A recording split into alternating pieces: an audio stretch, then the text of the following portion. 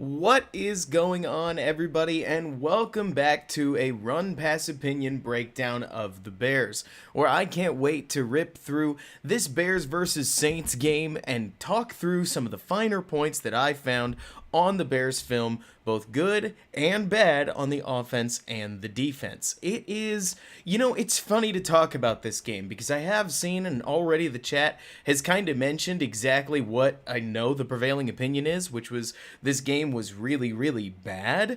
But I'll tell you what, one thing that I've thought is kind of interesting is that, sure, this game didn't go the way we wanted it to. We did end up losing at home, but we lost to a Saints team that's not a bad football team in and of themselves, took them all the way to overtime, and certainly looked much, much more competitive than we did against the Rams, who, of course, got throttled just the week later. It was tough, right? And of course, Derek, happy to stream. It's a weird game to talk through, therefore, because, again, in some capacity, it had some really, really bad moments, and we're going to get to them. But to say that it was all bad is to be, I think, a little unfair. And if there's too much buffering, let me know. I'm more than happy to go through and try to fix this and make sure that the stream is as healthy as possible. But let's get into it. Like you guys see at the top of the pinned comment or section, I'm going to try something a little new. We've got a schedule.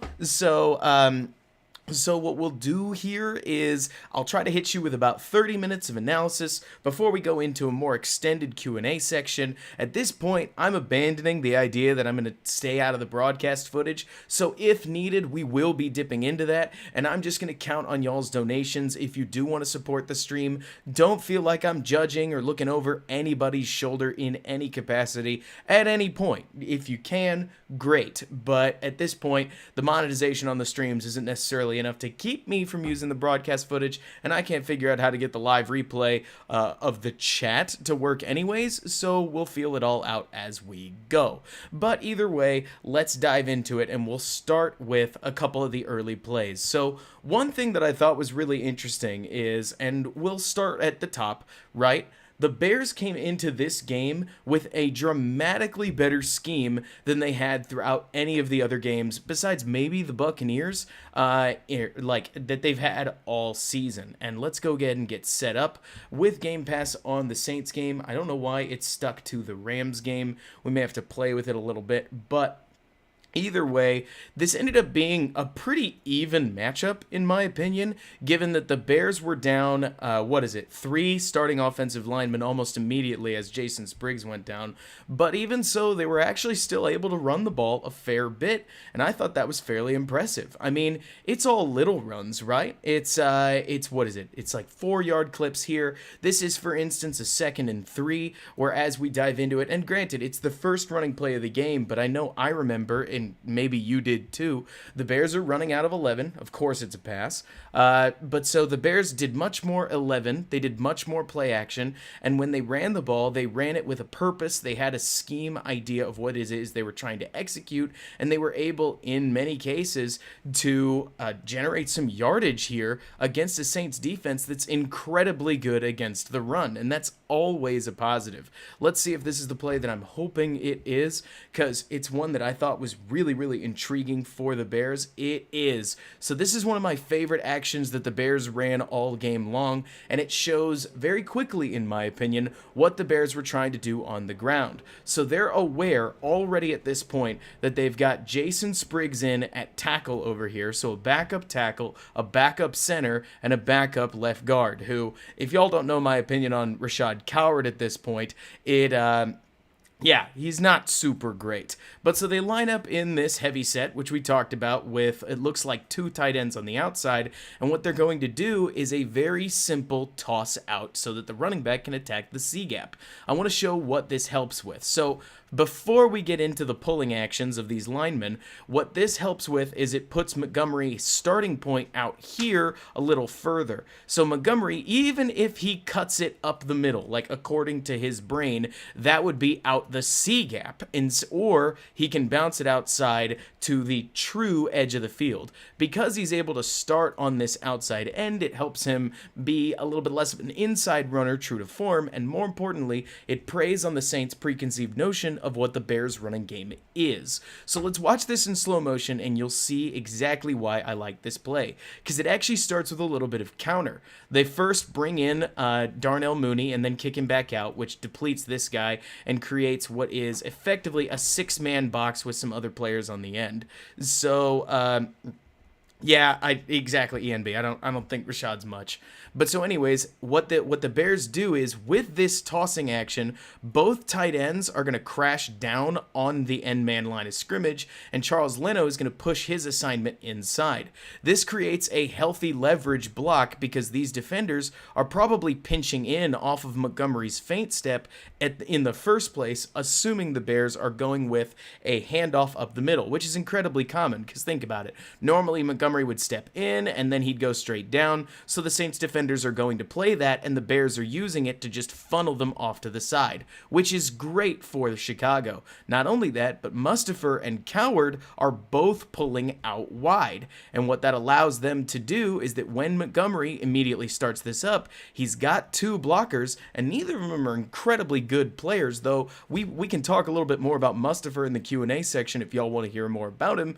And at this point, Montgomery is able to make a decision on where he wants to go with the football, and he makes the decision to follow off the back of Mustipher, like we talked about, cutting it up inside and setting up Jermaine Ifedi right here for a quick 5-yard gain that if Jimmy Graham had gotten out here and sealed off this man, or if Jason Spriggs had hit his cut block, they would have probably been able to get even more yards. But even so, I will always tell you that off of a 1st or 2nd and 10, any 5-yard run is a good thing, and this is largely because of scheme. Because think about it, you don't have a ton of guys that are down blocking. Charles Leno is feeding his guy back. Jason Spriggs just has to hit a cut block. Rashad Coward and Sam Mustipher, they basically just have to get in the way. This is a much easier run to execute because they're able to prey off of the Saints' preconceived notions and to see a little bit,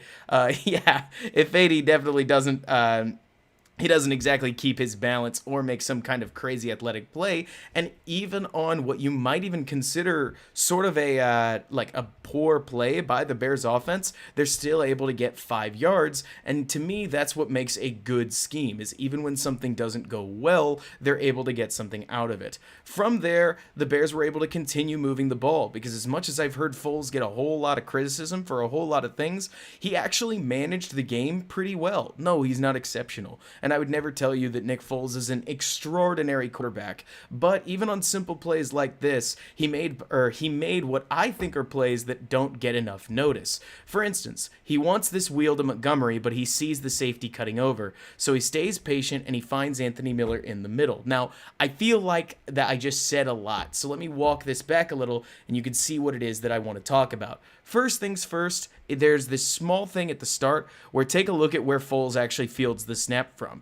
He takes a one-handed snap way off to his right and just moves on, which is neat.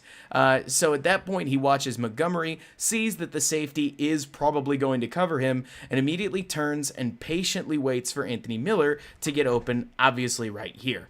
And then Miller helps break his guy's ankles, which is great, and he and Miller have clearly timed this up because the ball comes in, whack, right there. Miller's able to turn it up and get 6 more yards. But what I will say is that on a play like this, you appreciate being able to see that the Bears are not only able to potentially give Foles that same rub look that they had a while ago, but also Foles is able to play off of it, see that the safety walks over, and instead hit Miller for a quick gain and a nice first down. But anyways, that's 2 plays, so Foles, solid. And exactly like you're saying, Ian B, there's a whole lot of stuff, but in terms of blaming Foles. But again, we can get to more of that in the Q&A section, because let's rip through some just overarching stuff. Probably my favorite thing about this Bears game is that they used so much play action, it would make their head spin compared to other games.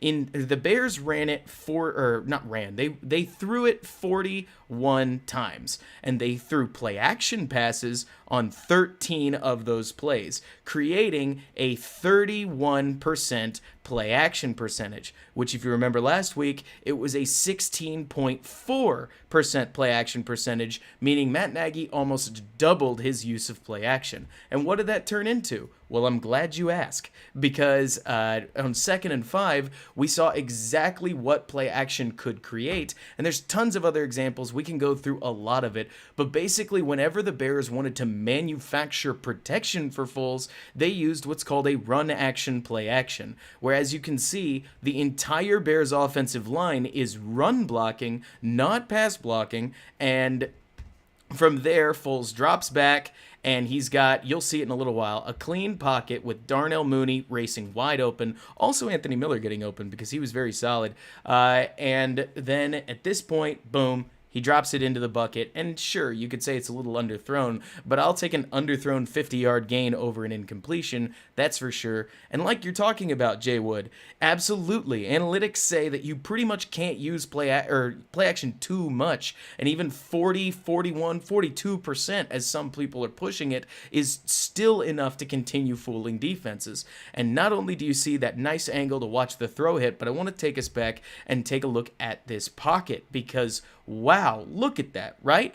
The offensive line, which again still has, Jason Spriggs, Charles Leno, Sam Mustipher, Rashad Coward, and Germain Ifedi, is providing what almost looks to be about 3 yards of utter halo. And absolutely, ENB, Miller gets open, and I like to tip my hat to open receivers because they're able to get open, and I think that's worth crediting, but the safety bites on Allen Robinson, which is exactly what Foles is waiting for, and as soon as he sees that safety move down to cover Robinson, he unloads in the space behind him, and bang, the Bears get a 50-yard completion, which is awesome.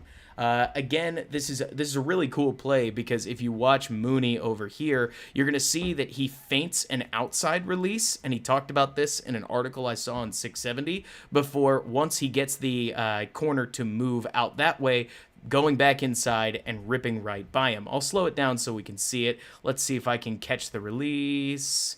And snap. Okay, perfect. So keep your eye on Mooney here as he steps forward, throws just enough of that outside fake to weave right by his defender. Now that he's even, he's leaving. Foles waits for this safety to commit, and as soon as he does, he knows he's got space over the top, and voila. At that point, Foles hits the open throw, takes the layup as we used to talk about, and boom, they've got 50 yards. Another play that I thought, once you start building on these sorts of things, for instance, you're able to start playing with the defense a little bit. And this is something that Matt Nagy did pretty well, because here, after a run that only gets 1 yard, and credit to Matt Nagy, whether the run was working or wasn't working, he stuck with it. And in this case, I think it's Ifedi that totally whiffs his block and ultimately gives up a run. Yes. So that's Germain Ifedi. You probably saw him in the right guard spot. I'll walk it back one more time, because remember, this offensive line still isn't perfect, but on an outside zone play like this, Matt Nagy's trying to give them the opportunity to get back in a rhythm, and Germain Ifedi, as you can see, kind of gets thrown on the ground. Montgomery has to make a play in the backfield, only gets 1 yard. And sure, Jay, I can certainly try to. I try to do as much of the view stuff as I can, but the Bears are able to follow it up with a play that I think is really fun, not only because it ends up in a touchdown, but because if you watch right here, the Bears recognize that the Saints go into a true cover one front. So they've got, one safety sitting back and a whole bunch of guys up here on the front. And Allen Robinson knows that that means that he's probably going to get a great opportunity on a corner route. And I don't know if, I really don't know if Robinson adjusts to this, or if the Bears just know what they want out of this defensive front. But I want you to watch Robinson run this in and out corner route, because it is something special. Seriously, Robinson's a fabulous route runner, and I could talk about him all the time, because this is prime Allen Robinson as he goes in, feints out, cuts back inside for the corner, and gets what he wants. I want to walk you through that one more time because maybe you missed it at the very top of the route. And once again, this is off play action, by the way. I don't know if you saw that. It's true play action, so it's pass action play action, meaning that the line is still trying to block, but even so, it holds up the linebackers as Robinson starts heading towards the upfield. And right there, he plants his foot and throws his corner off. I missed it, so I wouldn't be shocked if you guys missed it too. And basically, so Robinson releases off his line right there, and he's going to plant his foot really hard inside off that stab right there, which feints as if he's going to run a dig route, which again, that would basically mean Robinson pretends that he's going to run a route like this. So make his break, run up and in towards the field, which catches the corner and the safety and gives him the opportunity to work right back out towards the end zone. And Foles lays a ball that's just good enough. Robinson lays out for it, and the Bears have, easily the prettiest touchdown drive that they've had all season.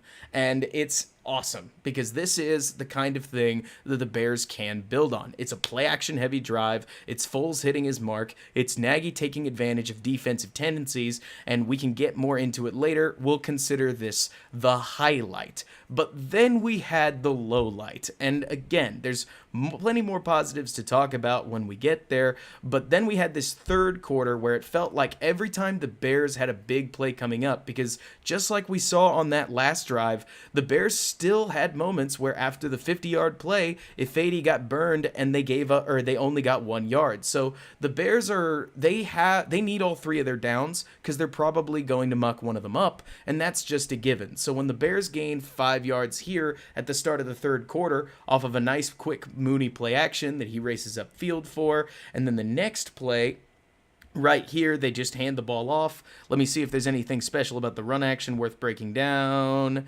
Not really. It looks to me like, what is that? Spriggs doesn't get a great block right here. But this is, Spriggs played like a replacement level tackle, and that's all right. No, it's Mustipher. Mustipher in particular doesn't get much on this block, so 90's able to sit in the middle and basically play two-gap.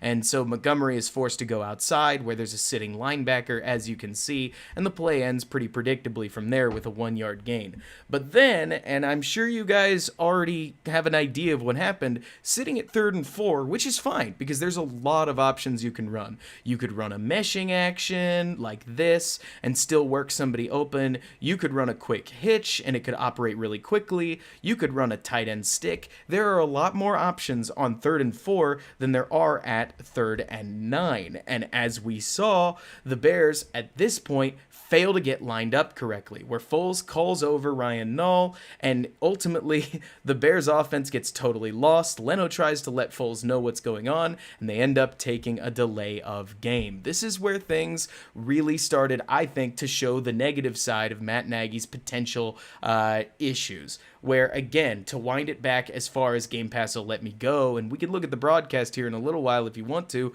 Foles clearly calls Ryan Nall over right there, and Nall doesn't come. And I don't even mean that that's Nall's fault. I'm more trying to use this as an example of a clear miscommunication one way or another. Foles has to call again. He goes to get set up. Leno turns around, says, "Dude, what are you doing?" And they end up taking a delay of game, bumping the Bears back to 3rd and 9. And against defenses like the Saints, frankly, against any defense worth their salt, I'm going to be honest, guys, I love our Bears, but they're going to struggle against a lot of defenses because they're not that talented. Again, love the Bears, but it's not their thing. So from there, at this point, as they work into the offense, because let me rephrase that. With their offensive line where it is and about 5 weeks of practice, sure, I expect some miscommunications here and there were plenty, but taking a delay of game, especially in a game like this one, is important as the Saints game was because it's huge for playoff seeding. You gotta hope that they're able to at least get lined up correctly,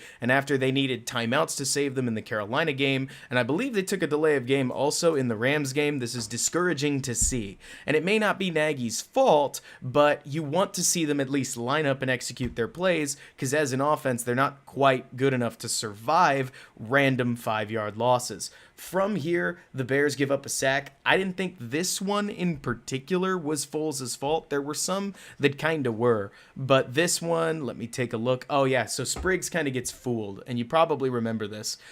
So Spriggs, sitting right here, is going to step in front of the linebacker, and I'll slow it down. The linebacker gives the very Danny Trevathan-like hesitation, takes a look that way, and that gets Spriggs' eyes moving as he comes out of his stance, and the linebacker just runs right by him. And Foles is waiting for a play to develop that honestly doesn't really develop. Like, I'll walk you back through it. Some play calls don't work, and on this 3rd and 9, exactly like you're talking about, Reeves, there's an aspect of the buck stops somewhere, and that's where I'm starting to pin some of these things on Nagy. And if you take a look at this play in particular, they try to run a triple mesh style play where they start from a bunch formation. Everybody tries to do something confusing, but Robinson's going to run a curl, Mooney's going to run a curl, and Miller's going to run an out route, but Miller's corner trails him well, and that's exactly why you see Foles pump fake right there before getting hit, because if he throws this, it's likely getting batted down, which he doesn't want. A sack's no better necessarily, but you can understand the thought process. And yeah, I think that's a good way to put it. Well, Hacks, it's funny because to say that the offense is talented is more to say that Robinson's good, Mooney's good, and Miller has his moments. But I like Miller as a talent. I think that there is talent to use on this offense, but certainly the offensive line is nothing incredible. The Bears also take a false start after this. Miller's not near the sticks, Mike, but if his corner's not on him, he can run up to the sticks. Yards after catch is something big in the Bears offense. But so let's think about this. They've now taken a delay of game and then a false start in back-to-back downs after a sack, which obviously isn't great. So from there, we move into what I think is easily the most famous discipline-related moment of this game, where the Bears, they get a nice little gain here. It's 1st and 10. They want to get things started after not a great opening drive. Quick out to Allen Robinson, where Foles just makes a read. He's either going to throw. If you slow this down, you realize it's a 2-man game with Kmet and Robinson, where they're just picking on this guy. He shuffles out just enough to cover Kmet that Foles dishes the ball to Robinson, who turns upfield and gains 5. But the Bears lose 15 almost immediately. And that's because, and this is our first use of the broadcast on any of these, as we know, Javon Wims gets into a fight after the play. So let's get to, I must have picked the wrong one, but we will get back to that. And let's get to this play where to my understanding, it has to do with a mouth guard. Yeah, exactly, Sam. Where about 11 plays earlier, Javon Wims had his mouth guard taken by the guy who you're about to see. He just charges up to and socks in the face. And there's really no explanation for this that makes it excusable necessarily. I understand that there are some hardcore folks that are going to say he's just defending himself, but who in the world let this happen? I don't know. Because it's 15 yards the other way immediately. It's a massive embarrassing moment for any football team to watch one of your guys do something like this. I know when I was playing sports, I played lacrosse in high school a lot, and whenever our guy did something way out of line, you better believe it took the air out of our sideline, as we knew coach was going to rip us a new one. But either way, it's not the reaction you want to see. Again, he punches him, and apparently he didn't get enough because he palms him in the face. And I totally get that he can't stand Gardner Johnson, but this is just not the way you handle it.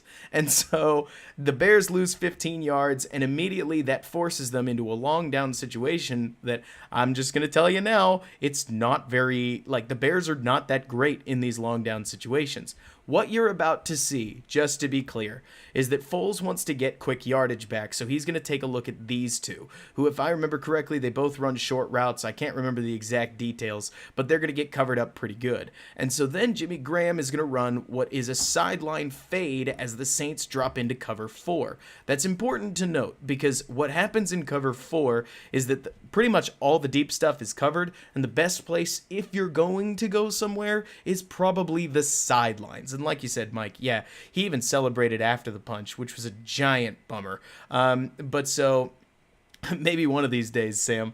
But so the one thing that I think is misunderstood about this play, because I know when I first watched it, I even had to reach out to a friend of mine asking, where in the world is Foles throwing this ball? And after a lot of conversation, I realized it. So Foles is about to throw it, and that's really important because what we'll see in a second is that Mustipher is taking his man and trying to handle what I think is a stunt as Coward's completely lost his, and his guy's about to just roar in on Foles. So Foles knows he doesn't have a lot of time, and he sees Graham right here engaged with his man. And what he knows, Foles in particular, is that the Saints are lined up in this cover 4 setup. As you can see, they've got a dropping corner, 2 safeties, and this corner right here. So he thinks with Graham engaged downfield, why not just throw the ball back shoulder towards Graham so that he can turn around and make a catch on the sidelines, and we can at least move the ball a little further back towards the sticks. Graham, for some reason, and I'm not trying to pin this on Graham, I'm trying to explain to the best of my understanding what happens, cuts this route back inside into the help of the waiting safety, which I tend to doubt Foles expected. So he releases the ball, Graham runs back into a position where he's now double covered, and Foles throws it to a spot where if he had boxed out his man, he might have been able to make the play, as you can see, about 16 yards downfield. He's giving Graham a back shoulder opportunity where, again, remember where he is when he throws this ball. He's under pressure, he's about to get hit, he knows he has to throw it early, and Graham seems as if he might just push his guy down to about there and turn around. I get it. I like to think we've all seen quarterbacks try to lead their receiver, but Graham turns around as the ball is getting released and effectively runs away from the darn thing, and it's an easy interception for the corner who, credit to him, turns around and makes the play. It's a rough one. It's a miscommunication, and it's not something that you want to see. It's great evidence of the fact that Foles and his receivers are still building their chemistry, but more importantly, if you ask me, it primarily comes from the fact that they're in 2nd and 20 and Foles knows they're trying to move the ball. So it's not a play that you want to see. I'll happily pin it on Foles for those who are trying to score things with the quarterback and say that Foles absolutely has a hand in this. He's the one who throws the interception, but it's one that in theory you can fix, but in practice the Bears need to stop seeing as soon as possible. Yeah, I'm more than happy to play it in full view, and then Mike, we can even show it from the back. But that's the thing, ENB. It's a good question on whether or not the Bears should have had this cleaned up by now, because there's a real argument to be said that, hey, they've been playing for 4 weeks together, but there's also trouble going down the line where a lot of these other teams, like take the Seahawks for instance, Russell Wilson's been playing with DK Metcalf now for about a year and a half. You get a lot of these chemistry plays with guys like Drew Brees and Alvin Kamara that have had years or at least a year together, and Foles has had the better part of a month amidst a couple COVID shutdowns that have taken reps away. It's not a good play, and I would never pretend it's a good play, but I will tell you that in Philadelphia, these are the kinds of offhanded plays that Foles and Ertz, Foles and Jeffrey, Foles and Nelson Aguilar completed more than you realize. And I'm more than happy to play this from the start, Elon.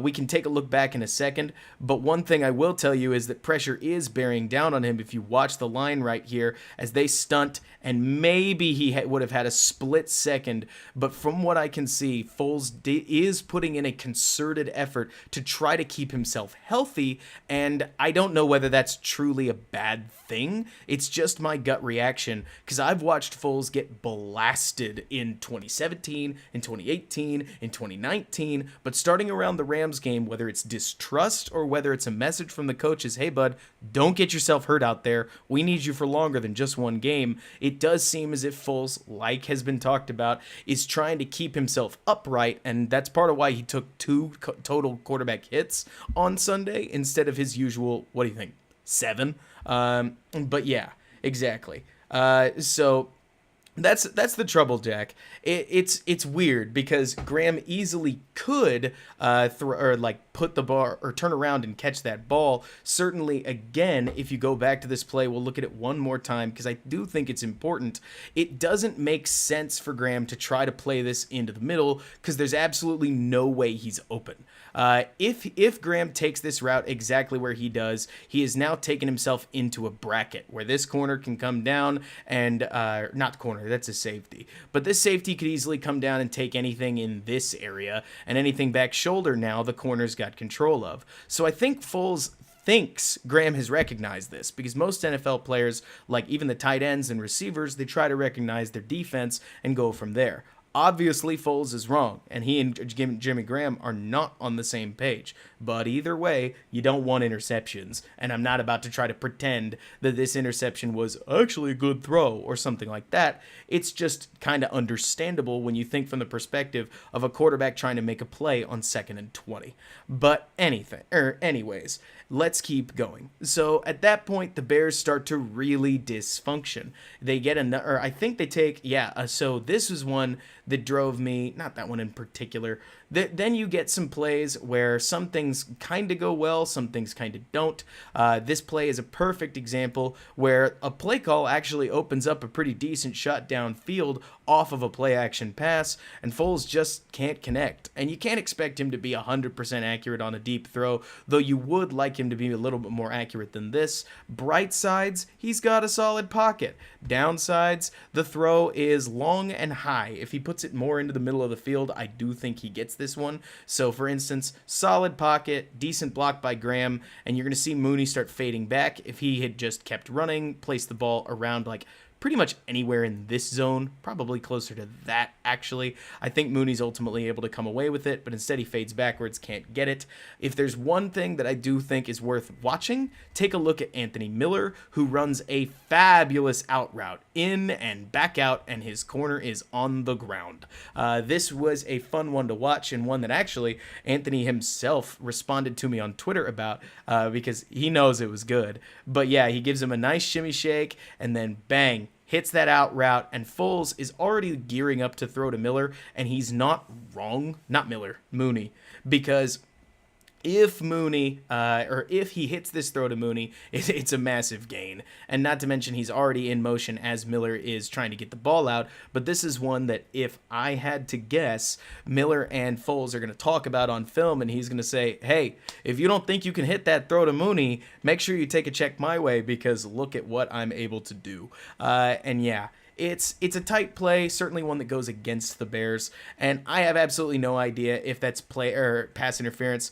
I tend to get the impression that if the throw's not good enough, referees keep their flag in their pocket, and this was right on the line of uncatchable. And it's not, Sam. As my birthday, my wife just got me a rad birthday present the other day. Yesterday was a strange one, but we'll leave politics at the door. Certainly, I think we could all agree with that. At this point, then, the Bears now lost that early down. They try to get a good run here going, and this is the kind of thing that, again, there is some positivity here because the Saints are a very, very good run-defending team. The Bears were able to move the ball a fair bit on the ground with an absolutely terrible offensive line that shouldn't, quote-unquote, be able to do that.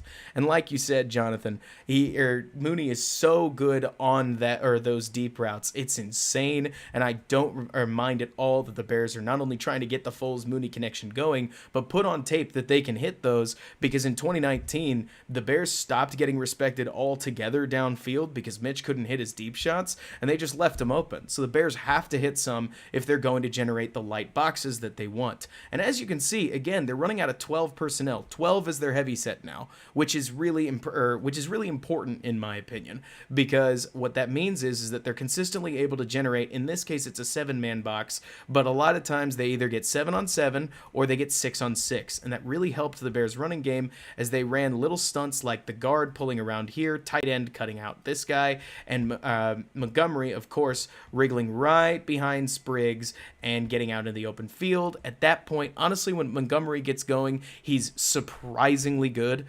He's able to make some plays in terms of breaking tackles and moving forward that I don't actually see a lot of running backs do. And he doesn't have the explosion of plenty. It might be, if my eyes are deceiving me, it is 11. You're absolutely right. So thank you, Akusai. There are a couple times where the Bears went 12, and honestly, my eyes aren't as good as counting as I'd love to pretend they are sometimes. But yeah, it's at this point, the Bears were able to keep going, and then Nagy calls one of, I don't know, you could call it a questionable play call. I think that I get what they want to do. They wanted to try to steal some first downs on the ground to keep the running threat alive and try to push the Saints back. If you take a look at their defense, these spread out formations like this, you kind of know who you're trying to block. So if you can hit the blocks right here, there's nobody at the second level to necessarily steal your run from you, and the Bears try to sneak in a quick 3-yard gain. They ultimately can't quite get enough from their blocking up front, and they can't do it, which is a bummer. Because at this point, like you can see, Coward is tasked with a really tough reach block.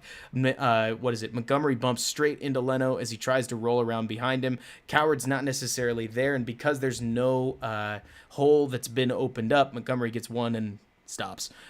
So bummer, but it's a play call that the Bears seemed to really let get to them as they continued to spill out from execution issues that came from there. This is sort of the idea that I want to paint. The scheme was pretty good on Sunday. Again, they used more play action. They used creative running here and there. They tried to help out their linemen when they could, and I thought Foles' play reflected that, where he had, 274 yards. Montgomery had more yards than he basically has all season against an incredibly good Saints running defense, and yet discipline issues and execution problems ended up being a massive problem, where it seems to me that Matt Nagy has an issue with teaching a lot of this stuff. I can go find a play that I think fits this attitude better than any, where it is right here, and it's a quick screen that's going to go really poorly. So I'll warn you about that right now, and we can watch the play together. So what you're about to see is a quick out to Cordarrelle Patterson, where Allen Robinson's going to come try to create the first block on a tunnel, as Patterson is supposed to catch this ball and come inside. And you'll actually see that he gets a pretty decent hole, but there's just one problem. Right off the snap, Patterson doesn't move. He just steps right backwards, waits for the throw to get to him, and he gets tackled. Now, I've seen this play run a couple of times, and in almost all situations and circumstances, yeah, I know, right, Akusi? You want this runner on a tunnel screen to, let's get to it, you want him to come back to the football. So you want him to come here, catch it, and run up into the tunnel. It's why it's called a tunnel screen.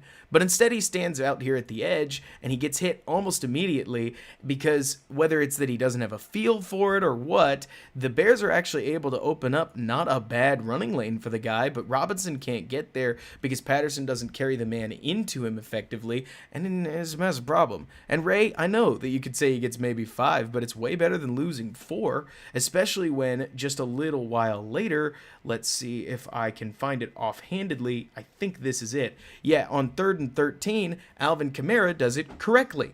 And that you mentioned it, Ray. It's exactly right. Where Kamara right out here is going to run the same play, where he's actually going to freeze Sherrick McManus with a quick step up as he cuts backwards and back in towards the football, and bang, McManus can't get there. He's close, just like he would be with Patterson, but he's not there as Kamara then runs away from him and is able to set up his blockers, gain 12 yards, and as we know, they ended up going for it and continue moving.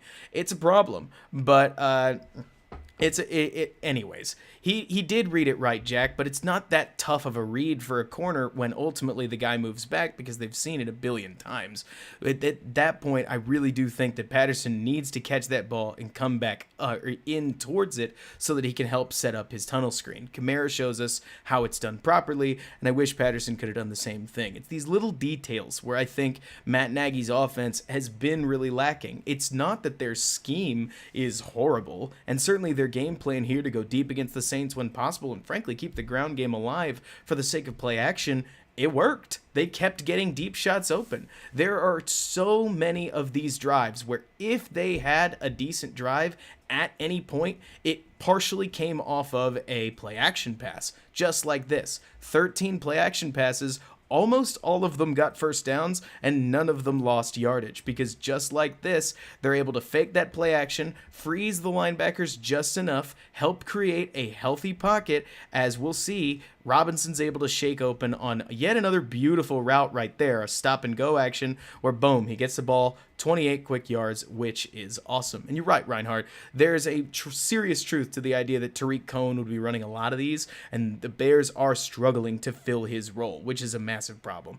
But hey, they're trying to do their best, and this play action stuff, they need to keep it up. I mean, look at that. Even Rashad Coward, yeah, sure, he loses the block here, but he's able to hold it long enough to where Foles can deliver amidst that pressure, and the Bears get a huge chunk play. Jonathan Wood has been talking about it. Jonathan, it's great to see you in the chat, because you're able to talk about it, but explosive plays are the heartbeat of an NFL offense, and basically anytime the Bears got an explosive play, they scored one way or another. They need to be able to keep this up. And in overtime, it's sad, because I really do think that we saw the worst of everything, and yet kind of the best. Jay, I'll get there in a little bit, but because we've got to move on. But for instance, Foles and the Bears take this sack right here, which is a nasty one. If memory serves, let me see, because I actually have to remember. Oh, look at that. It's the rare play action pass that didn't work.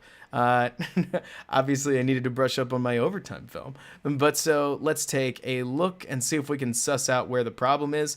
It looks to me, if there was one that I would probably pin on Foles, it's that he hangs on to this ball for an awfully long time. And I'm sure if we took a hard look, we could find something that ultimately might have been open enough for him to at least get rid of the darn thing.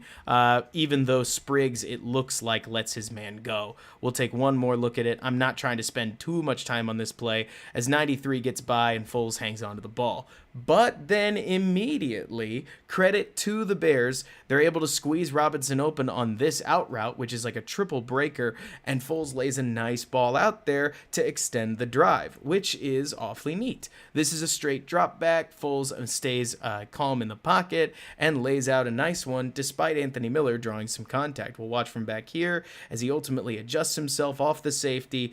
Perfect throw. This is great stuff. The Bears move to 1st and 10 once again. But so, which reverse fumble? Oh, man. Oh, A and B, that would have sucked. Either way, this is when I know I got kind of sad, because the Bears call a really nice little play where Miller just walks forward and jets out. Miller's open, the throw is good enough, and he drops it. Bummer. Okay, so you move on. And the Bears probably lose out on 7 yards here, and again, that puts them a little further behind the chains, but hey, at least they've got another down, right? They're able to work with that. Well, you would hope that they would, but Jimmy Graham can't hang on to the ball either, and now it's 3rd and 10. And after the fact that the Bears have now been pushed into 3rd and 10 after being in 3rd and 15 and just barely converting, they're not able to do it again as Foles ends up taking a sack on this one, which, look, it goes down in the stats as a sack, but I understand exactly what Foles is doing on this one. I've watched this one a couple times because nothing really gets open downfield. At this point, we've got covered, we've got bracketed, we've got covered, and we've got covered, and it looks like we've also got covered downfield. So Foles, not mobile, tries to take a look, and he thinks about lofting a ball up to here, but I don't blame him at this point for not throwing the ball, because he's already lofted up 2 plays that we can go over more in the Q&A section where he just floated the ball up and gave his guy a chance, and if he throws an interception right here, we are wanting him off the team. So instead, Foles does what a lot of defensive coaches do. He sits back, he says nothing was there, he takes the sack, and he turns it over to his punter and his defense. And at that point, the Bears lose. And if you ask me, it's a bummer, because off of a sputtery stop and start day in which the Bears scored 23 points, is not that bad. Certainly one of their better showings, sadly enough. The Bears offense turns it over to their defense. Their defense can't stop the Drew Brees-led Saints. And that's where we're going to move into number 2. Maybe he could have, Jonathan. That's a good point. And frankly, I'd criticize Trubisky for that, I guess. So I'll put it on Foles too, where I think he must think about it, sure. But my guess is on 4th down, Foles is so pro-throw in most of these circumstances that by the time he realized what was at there, 91 had caught up to him. I'm not trying to sit here and say this is a great play by Foles, but again, it's not like there was a magic open thing downfield, and at least it's not a massive yardage loss. It's like 2 yards, maybe 4 yards. So nothing huge, but yeah. And then at this point, they turn the ball back over to the defense, and the defense is able to march down the field. If there's one thing that made me sad about this game, going back on film, it's that the Bears defense, I really came away. We'll start with my first reaction. Maybe you follow me on Twitter, maybe you don't. If you don't, that's okay. I would never hold it to anybody. But what I will say is that when I originally came out of this game, the first thing that I was kind of mad at the defense. And the reason that I was mad at the defense was because I felt like, and Ray, you're already predicting it, I felt like Roquan Smith could have won this game easily and didn't. And I didn't know how to process that because the Bears defense in 2018 was able to win a bunch of games for the team. And the Bears spend the second most money on their defense in the NFL. So in key moments like this, where Drew Brees lays a lollipop into Roquan Smith's hands, gosh, I just want him to catch the ball and take it back. Because if he catches this, Jared Cook is running that way, Roquan Smith is running that way, and the game is over immediately. It's basically a walk-in. Like you're saying, Joe, we'll get there, but I was frustrated because between this and Eddie Jackson's potential interception, God, I just wanted the defense to make that extra play because the offense had gotten him into overtime, and I'm so low on our offense in terms of overall scoring that I was like, I don't know if we're gonna get any more than 23 from him. But so. Probably, Jack. I mean, there's a good reason that Roquan immediately takes this, and ultimately he takes it in stride. He wags his finger at the Saints. But man, when I went back and watched this defense again, here's the point of what I'm trying to make. I can't be mad at the defense. They played their butts off, and this offense with the Saints, especially this offensive line, it's just really good. And again, as much as I came out of this saying the Saints were missing their top 3 receivers, imagine if they'd had Emmanuel Sanders and Michael Thomas. I mean, I don't think I'm wrong in saying that, but the Saints offensive line was such a lifeblood of their attack that, wow, it was, I mean, watching it again, there were an amazing amount of times where I had to credit our defense just for shutting them down as much as they did. One of my favorite plays to talk about here is exactly. It's weird, Sam, right? I mean, that's the Chicago way, where we almost want to brutalize the defense for doing anything, or for not being perfect. I think this play best exemplifies the Bears game, because Akusai, you kind of talk about it, that we didn't have a ton of pass rush, and I looked it up. Did you guys know that Drew Brees has been sacked a total of 9 times in 7 games? That felt ridiculous to me, but wow, the 40-year-old Drew Brees has an absolutely incredible amount of protection, and he's able to really work with it and make plays within it. So one thing that I thought was interesting, I heard a lot of complaints about how the Bears didn't treat Kamara seriously enough. And what I thought was really interesting was that right here, the Bears actually almost pay for the fact that they try to take Kamara really seriously. The Saints were able to pick on everything the Bears did, because what you're about to see is that Kamara is going to run an option route where he's going to run out here, and I believe he's going to feint inside and then run out, and Roquan Smith is going to bracket his outside, and Tashawn Gibson is going to bracket his inside. And as soon as that happens, as soon as Roquan Smith establishes that he has outside leverage with Tashawn Gibson coming down, Brees moves his eyes and laces a ball right in behind where Tashawn Gibson was standing, which is, I mean, and again, like, The guy drops it. I think that's Jared Cook, and he can't make a play on it. But this is what the Bears' defense looked like, where they were trying to make the smart play. Here they are bracketing Alvin Kamara, and instead Kyle Fuller has a one-on-one in soft coverage with Jared Cook, and Cook cuts right inside to where the safety was. Breeze lays actually it's not that great a ball if memory serves. They end up dropping this partially because the throw is way behind him. But either way, this is what the Bears' defensive film looks like. Exactly like you're stealing it out of my mouth, Sam. The Drew Brees-led Saints were just able to make more plays against this Bears defense because they had a quarterback that could operate against a good defense and an offensive line that allowed him to kind of do whatever he wanted. And this isn't a great rep from Jalen Johnson. I would never say that it is, but the Saints basically capitalized on every mistake the Bears could make because solid play calling puts Jalen Johnson in a true ISO situation. Johnson thinks that the receiver is running a fade and kind of gets caught guessing here. As the receiver breaks inside, Johnson's just not quick enough to get there, and it looks easy. And it stinks because the Bears' pass rush did its best, and they just couldn't do much. The only guy who really made any noise was, actually there were two. Akeem Hicks made some noise in the pocket, and Khalil Mack. And I'd love to put Robert Quinn in that, but he kind of didn't. And I mean, so much so that there's a play right here with Kyle Fuller, one of the very rare moments that the Bears actually let Khalil Mack come off the field to take a break here in this late drive.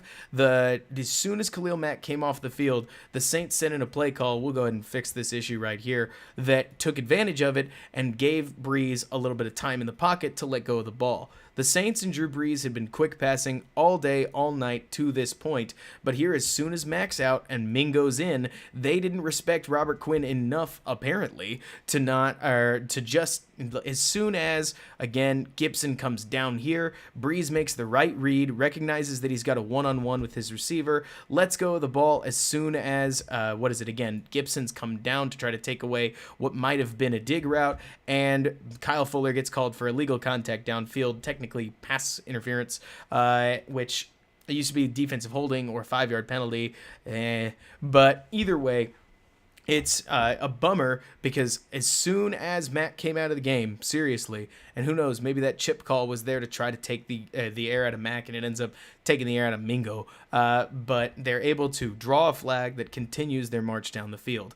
I mean, there's no better representation, right, of the way that the Saints were able to bully the Bears than the Taysom Hill package, which all I need is an example because pretty much whenever they wanted to, they were able to just pop Taysom Hill into the game, and they ran what was more or less the same play every time. I would love to pretend that it wasn't, but they just ran out of this Taysom Hill package the same running play where the guard pulls around and they just hammer it power running style with the quarterback that can run the ball, and that the offensive line was able to kind of show off. And here we go. This works. So this is a perfect example of exactly how the Saints, our offensive line, was able to bully the Bears. We'll go ahead and pop it around here. So this play is run every time you saw Taysom Hill. You film nerds can go back and look, and you'll see it too. The guard basically is going to pull around. These two guys are going to seal Akeem Hicks. These two are going to seal John Jenkins. These guys get outside, make blocks at the second level. The guard comes around, usually takes out Mack, and if they execute, they get a whole bunch of yards. So they lighten the box by sending Kamara out there, get Gibson into coverage, and from there, I mean, look at that. That is picture-perfect blocking. And so from there, they end up roaring down the field, gaining 12 yards off of this Taysom Hill package. And it's not that there's nothing the Bears can do, but they have to win a one-on-one. Or somebody has to win a one-on-one, maybe even a one-on-two. And at this point, for instance, Danny Trevathan does his best. He hits this offensive lineman flush and tries to pinch down the hole. But we know that Roquan Smith can't take on blockers well. And I thought Smith had a fabulous game. We're about to cover that. But Even so, he's not an anti-run weapon against linemen. Hicks gets blocked because the Saints offensive line is really good. Hicks himself had a really nice day, and there's just enough of a lane there for Taysom Hill to squeeze out behind John Jenkins and Roquan Smith, and even though they drag him down now 12 yards downfield, it's a massive gain for the Saints, who the offensive line of the Saints and the defensive line of the Bears had a heck of a battle all day long, but they won just enough to keep the Bears on their heels. Mac probably could, but he didn't, and that happens sometimes. Yeah, Sam, you're absolutely right. This is where we do miss Eddie Goldman, because he used to be able to basically evaporate a running threat. But instead, the Bears lose out on a lot of opportunities, and they have to honor the running game as the Saints. I mean, again, this is a 4th and 6, and in this case, they're not going to run the ball, but the Saints were able to do all sorts of this stuff where they quickly just drop back, take advantage of a bear in coverage, and in this case, it's a nice route that gets Buster Skrine's hips to open up, and he spins around and catches a quick curl route. I'll slow it down. We're looking right up here where he opens him up on the vertical potentially in cover 1 because it looks like it's probably Rip Liz, spins around at the sticks, and catches a ball that's really nicely timed. It's tough. I mean, I keep looking back at this, and I can't look you guys in the eyes and say, the Bears need to be better. They played a really good defensive game in a modern age where if you make a mistake, you get punished for it by a quarterback who's, I mean, there's a real argument to be made that if there's an NFL Rushmore, Drew Brees is on it. And I'm not trying to get into that. That is not what this stream is about. It's more to suggest that, again, that Drew Brees is about as good of a quarterback as it gets, and here at 40, he does understand the game better than he ever has, and even though his body is failing him a little bit, he's able to make plays within it. So, exactly, right. It's very reminiscent of that, and honestly, I don't think Pagano's scheme has necessarily been figured out. I just think that when you're able to, against the Chicago Bears, establish a running threat, you can do better than you realize. This is where the Bears were still able to counter, right? Even on defense, they were able to kind of get what they wanted. Here's a 4th and 1 where you got to think that the Bears were going to give it up. I know that's what I thought. And here Roquan Smith burst right through the middle unblocked because the Bears were able to hold up their own with Khalil Mack and John Jenkins. And the sideline explodes because on a 4th and 1, the Bears have gotten the stop. It was awesome. And yes, check out the Discord server that Elon's talking about. It is awesome. So from there, the Bears were, again, able to collect a stop. I want to go back over the play one more time because it's pretty awesome. And the Bears get fabulous push up front. John Jenkins and Khalil Mack in particular explode through their men, create a lot of chaos. That allows Roquan Smith to slip through unblocked, and boom, the stop is made. It's awesome. I mean, there were tons of things that Roquan did all throughout this game. All I got to do is just type in the name Smith, and we'll see plenty of them where he was able to make some major plays. There were points even one-on-one with Roquan in particular on Kamara, where you saw just like the duel of duels, if you will. Roquan in this case is actually able to slip out from under this offensive lineman and make a play. I find this one really impressive. So this is a screen where they leak out and they know they need to block Roquan. And Roquan does what he's not supposed to.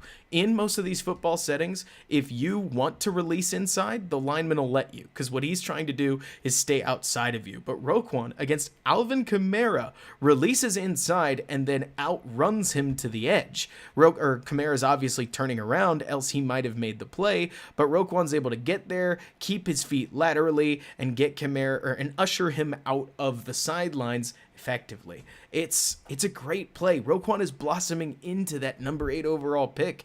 I would love to, you can ask my brother, you can ask anybody, especially off the record, I was pretty down on Roquan after his sophomore season. So this is me almost apologizing to the guy and saying, especially since Carolina, I have woken up to the Roquan Smith revolution. He is playing crazy good football, and he's able to basically lock down receiving weapons that shouldn't be locked down by most linebackers.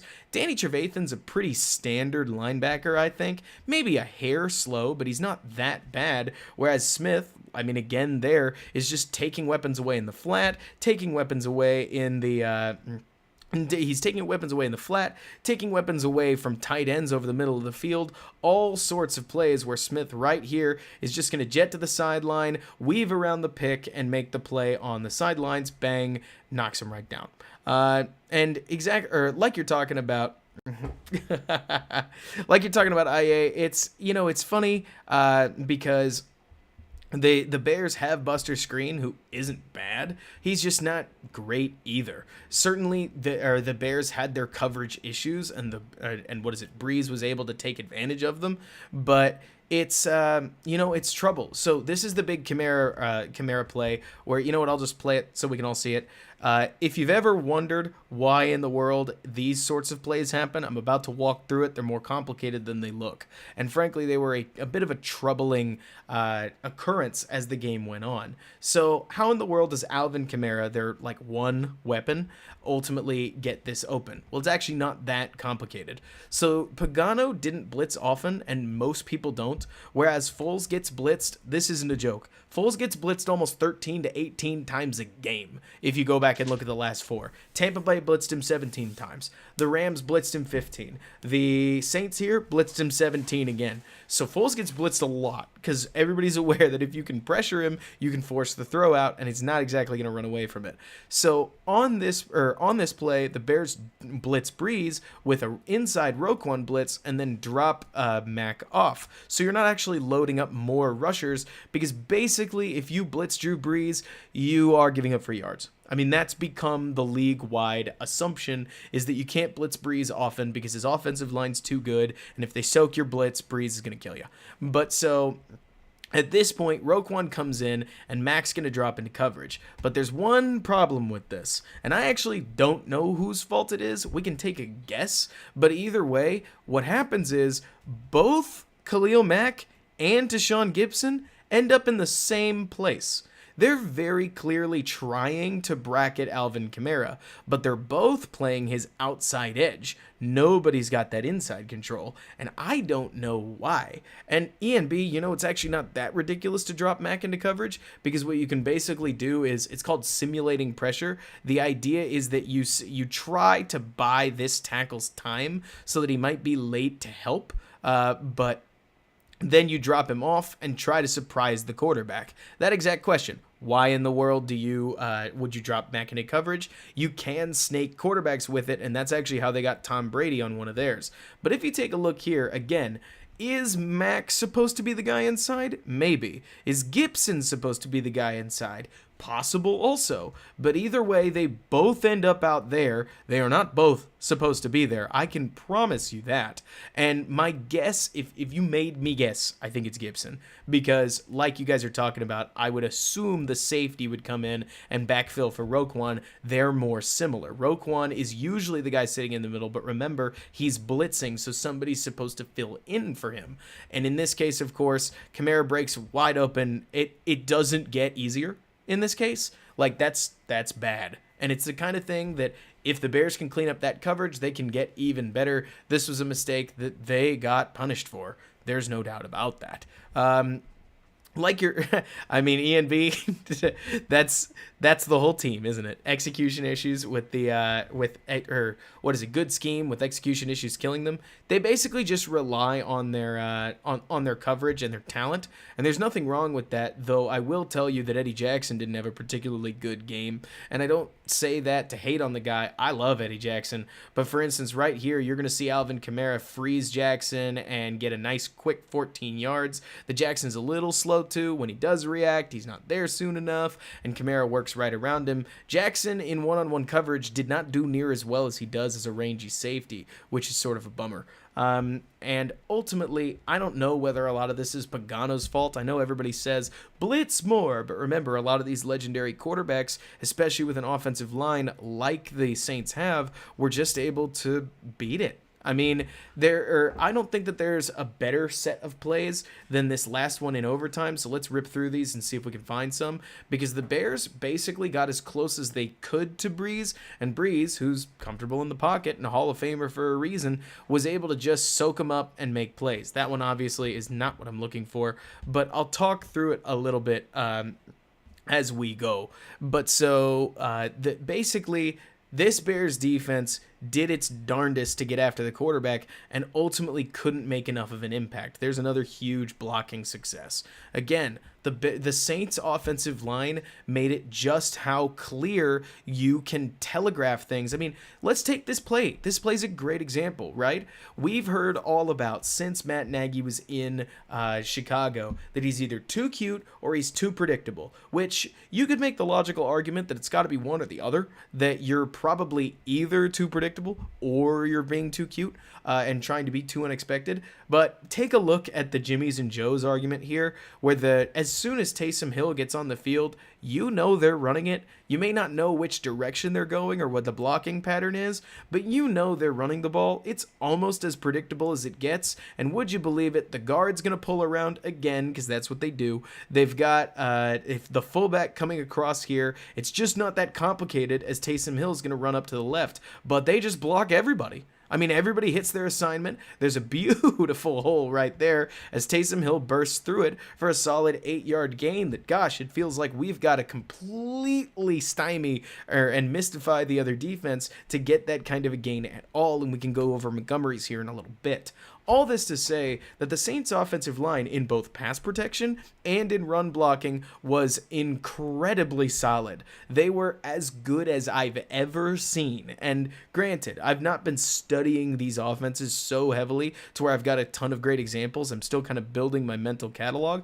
But as you can see, even here, Sean Payton, he actually tries to use play action, and oh boy, Jackson gets close. And this is another one of those where my heart goes out to the Bears defense, because it feels like in 2018 they came up with all of these. This is an incredibly difficult interception. It's contested at the point, and if Jackson had come away with it, we would have called it a great play. Instead, it's a good breakup, but it results in almost immediately a completion and moving forward. This is one of the many plays I'm talking about where the Bears get close. They almost get Breeze, but they can't quite get enough or close enough, and Breeze is able to distribute the ball and keep it going, which Let's take a look at the all-22 angle. Again, you'll see that the offensive line, even when they get beat by a good pass rush, in this case it's Nichols working around off of a stunt that Hakeem Hicks helps open up. He works through Mack trying to get there, and they're able to get close, but man, did that Saints offensive line do a good job of controlling the angles and forcing Chicago's defenders to just fly around as much as possible, and Breeze is able to shot put the ball through Mingo and make a play. This is the kind of play that, again, I look at, and this is a lot of good individual efforts from the Chicago defense to try to get there. Mack's going to take that inside lane, which is open because of the stunt. Because he stunts, it's effectively a stunt on a stunt as Nichols works around, and I mean, he even gets a hand on Breeze right there, and it's just not enough. I mean, Breeze is able to end up getting it out. I don't actually know. I haven't seen Mingo. Let's take a look. Maybe he's trying to mirror Mack, because it is a really creative, now that I look at it, he's working inside to try to free up Hicks on his stunt, and he's just, Barkevious Mingo, he's not that great. That's a good question about Gibson. A friend of mine, do y'all know Brandon Robinson? Because if you don't, you should. He's a college safety that is really, really talented, especially in terms of breaking down defenses, and he has talked to me a lot about, while Roquan Smith, for instance, he's covering a man, as simple as it sounds, Tashaun Gibson has a bad habit of doing what Brandon calls covering grass, whereas you're going to see Gibson's just going to stand here and he's not really gonna do anything. So he's in position, and in high school apparently this happens a lot, but how good is in position if ultimately you're kind of unaware of what's happening behind you? Not that Gibson necessarily needs to turn around. I'd need to see examples of more of what would happen, but yeah, I mean, at this point Gibson's just in a place where Trevathan runs over and gets it, but this is one of those plays that you would look at and you would hope the Bears would be able to turn this into a sack. Certainly they get close. Elon, he's a former college safety, but yeah, Gibson had a rough game. Either way, the point I want to make here is that this Bears defense is close. It just didn't get there. And I'm not trying to shame the defense. I'm actually trying to promote the Saints offensive line. This is a beautiful set of blocking, such that Breeze has to make a slight move in the pocket and he's good to go and keep getting the ball moving forward. And like Jonathan said, at the end of the day, I think that the most important thing the Bears can do is keep their safeties cheap. And so Gibson, who's he's been pretty good in most of the other games, fairly invisible. In this game, he didn't have a good one. It's probably going to happen here and there for the safety next to Eddie Jackson. But like you're saying, Casino, it was a fabulous game by the Saints offensive line, and it made things only clearer to me that if the Bears don't have a shot at a top 4 quarterback, and I don't even care whether we think Trey Lance is any good. Let me just say that now. Like, Trey Lance, Zach Wilson, I know he's everybody's favorite besides Justin Fields and Trevor Lawrence. All 4 of those guys could be gone by pick number 8, let alone pick number 10, let alone pick number 12. And the Bears at the moment are picking in the back half of the draft. And if they don't get there, like if they don't get a shot at a quarterback, I would personally rather take an offensive tackle or an incredibly good offensive lineman than I would Kyle Trask or Mac Jones. Feel free to disagree with me, but as I watched this Saints offensive line, I saw the value of what these high investment picks can create. If you have massive, great players on offensive line, like Trayvon Armistead, for instance, is basically playing with one arm at this point in his career due to injury, and he's still one of the best left tackles in football. Quick feet, massive strength. I mean, he is really good along with the rest of the Saints O-line. And at the end of the game, as the Bears defense got tired because playing deep into overtime, you just get exhausted, it really was the O-line that separated themselves. They kept the Bears from, they kept the Bears from basically making any plays. Here's another one. And sure, there's something to be said for the fact that it's an incompletion. Oh no, it's not, because now that I think about it, I think this is the one where, this is the one where Screen interferes, and he does interfere, unfortunately. But this is one of those plays that I would have loved to see the Bears get home on the pass rush, because Mac bursts through, they get a great block on him, so that forces Drew to step up, but it's just not enough because there's not a second guy there, which you could blame Quinn, you could blame the fact that the Bears are basically having to stunt in every and all situation, but yeah, it's tough for this Bears defense because they just don't have the guys. I hesitate to say the talent. The better way to put it is that, and I'm sure, Jonathan, you're going to agree with this in the chat, that the Bears offensive line, that good offensive lines beat good defenses nowadays. If you have one of the best offensive lines in football, it's going to take an extraordinary defensive line to beat that team. And good offense right now, when it's well schemed, and I mean, hey, the Saints offense, it's well schemed, is going to beat a good defense. And that's a giant bummer, but it's the state of the league that we're in right now.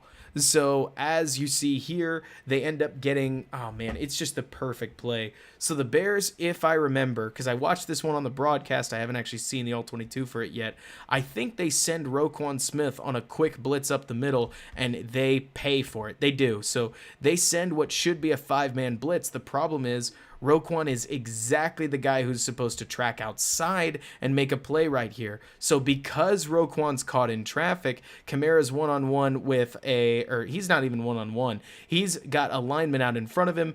Everybody else is blocked, and Roquan is unintentionally taking himself out of the play. And like you're talking about, Jay Wood, the Bears pass rush, while they've got talented guys like Mack and Hicks and Quinn, productivity speaking, they haven't been fabulous. And I'm not just talking about sacks, I'm also talking about pass rush win rates and other subliminal things like that. Their coverage really is what separates them, and the Breeze and the Saints were able to dink and dunk, push the Bears into cover one situations that ultimately they were able to take advantage of, and it was tough. It's a tough game, and it's one that you're glad to see them get to overtime. You're glad to see them put up a fight. I wish they could have won it. They had the chances with the Roquan Smith potential interception, and ultimately they didn't come away with it. And when it comes to the highlight, I'll probably cut out the first offensive section, just so it's not too long, because I've heard from the highlighters that they don't love seeing the an hour-long video, and I get that. But at this point, I do want to kind of open it up to y'all for the question and answer. Gracious. Obviously, I need to practice more. And I would love to just y'all ask questions, let me go through and answer, because I'll tell you right now, as you get your questions in, that somebody said this pretty well, I thought, where I came away with this one, of course, a little upset. Of course, I, at the end of the day, wanted the Bears to win. Of course, I have massive issues with the undisciplined nature of the team. That false start was killer. Another one, oh man, this one, I bet just fired some folks up. There was a drive where, let's see, it was 4th and... oh man, hopefully I can find it. Maybe y'all remember, where the Bears were at 3rd and 6 and they took a false start to push them back to 3rd and 11. Might have been this one. No, it's got to be the next one then. Where they go from makeable down, and it's this one right here. So they had 3rd and 6 to open up the first quarter, and then immediately they take a false start. It's going to be Jimmy Graham right here, and it pushes them right back to 3rd and 11, and they can't get there. We can go over this one real quick while, again, you'll get some more stuff in. Oh, man. That's a good question, Jay, and we'll talk about that in a second. But so... Hicks is dominant, by the way. We can go over some Hicks highlights in a little bit. But so the Bears offense takes this false start. They go from a rhythmic 3rd and 6. And remember, they kind of need all 3 of their downs. And then they immediately, yeah, exactly, Rob. They have the play that they want, and instead they end up back in 3rd and 11. Foles takes pressure and gets the ball out to, Miller anyways. This one was actually another surprisingly solid. Foles has a couple of these plays that look kind of invisible, but the center right there gets jammed up as 93 fights his way through. Absolutely zero quarterbacks in the NFL like interior pressure, so Foles stands tall enough and makes the throw to Anthony Miller right there through an oncoming lineman. Throws good. Miller runs forward. They gain 6 yards, and that would have been a first down had it not taken the false start. So then they move to 4th and 5. This play just sucks. Like, not even necessarily the play call. All of it's just bad. What you're about to see is an upfront twist where the Saints are going to roll, I believe, this lineman, or he's going to cut in for 97 right here, and both of them are going to get through. This is a nasty execution error where I'll slow it down here. You'll see it where he cuts in, fouls up the center. Montgomery tries his best to help out there, but another guy's oncoming. Foles fades backwards, throws it to absolutely nowhere, and I wish it would have been picked, because that would have pushed him back a little further. But, yeah, I mean, this one was tough. Sam Mustafer had a lot of good reps, and this wasn't really one of them, where he gets whiffed on right there by the man. It's actually a really good stunt if you take a look at it. And immediately, this stunter is through, and then he works right on by.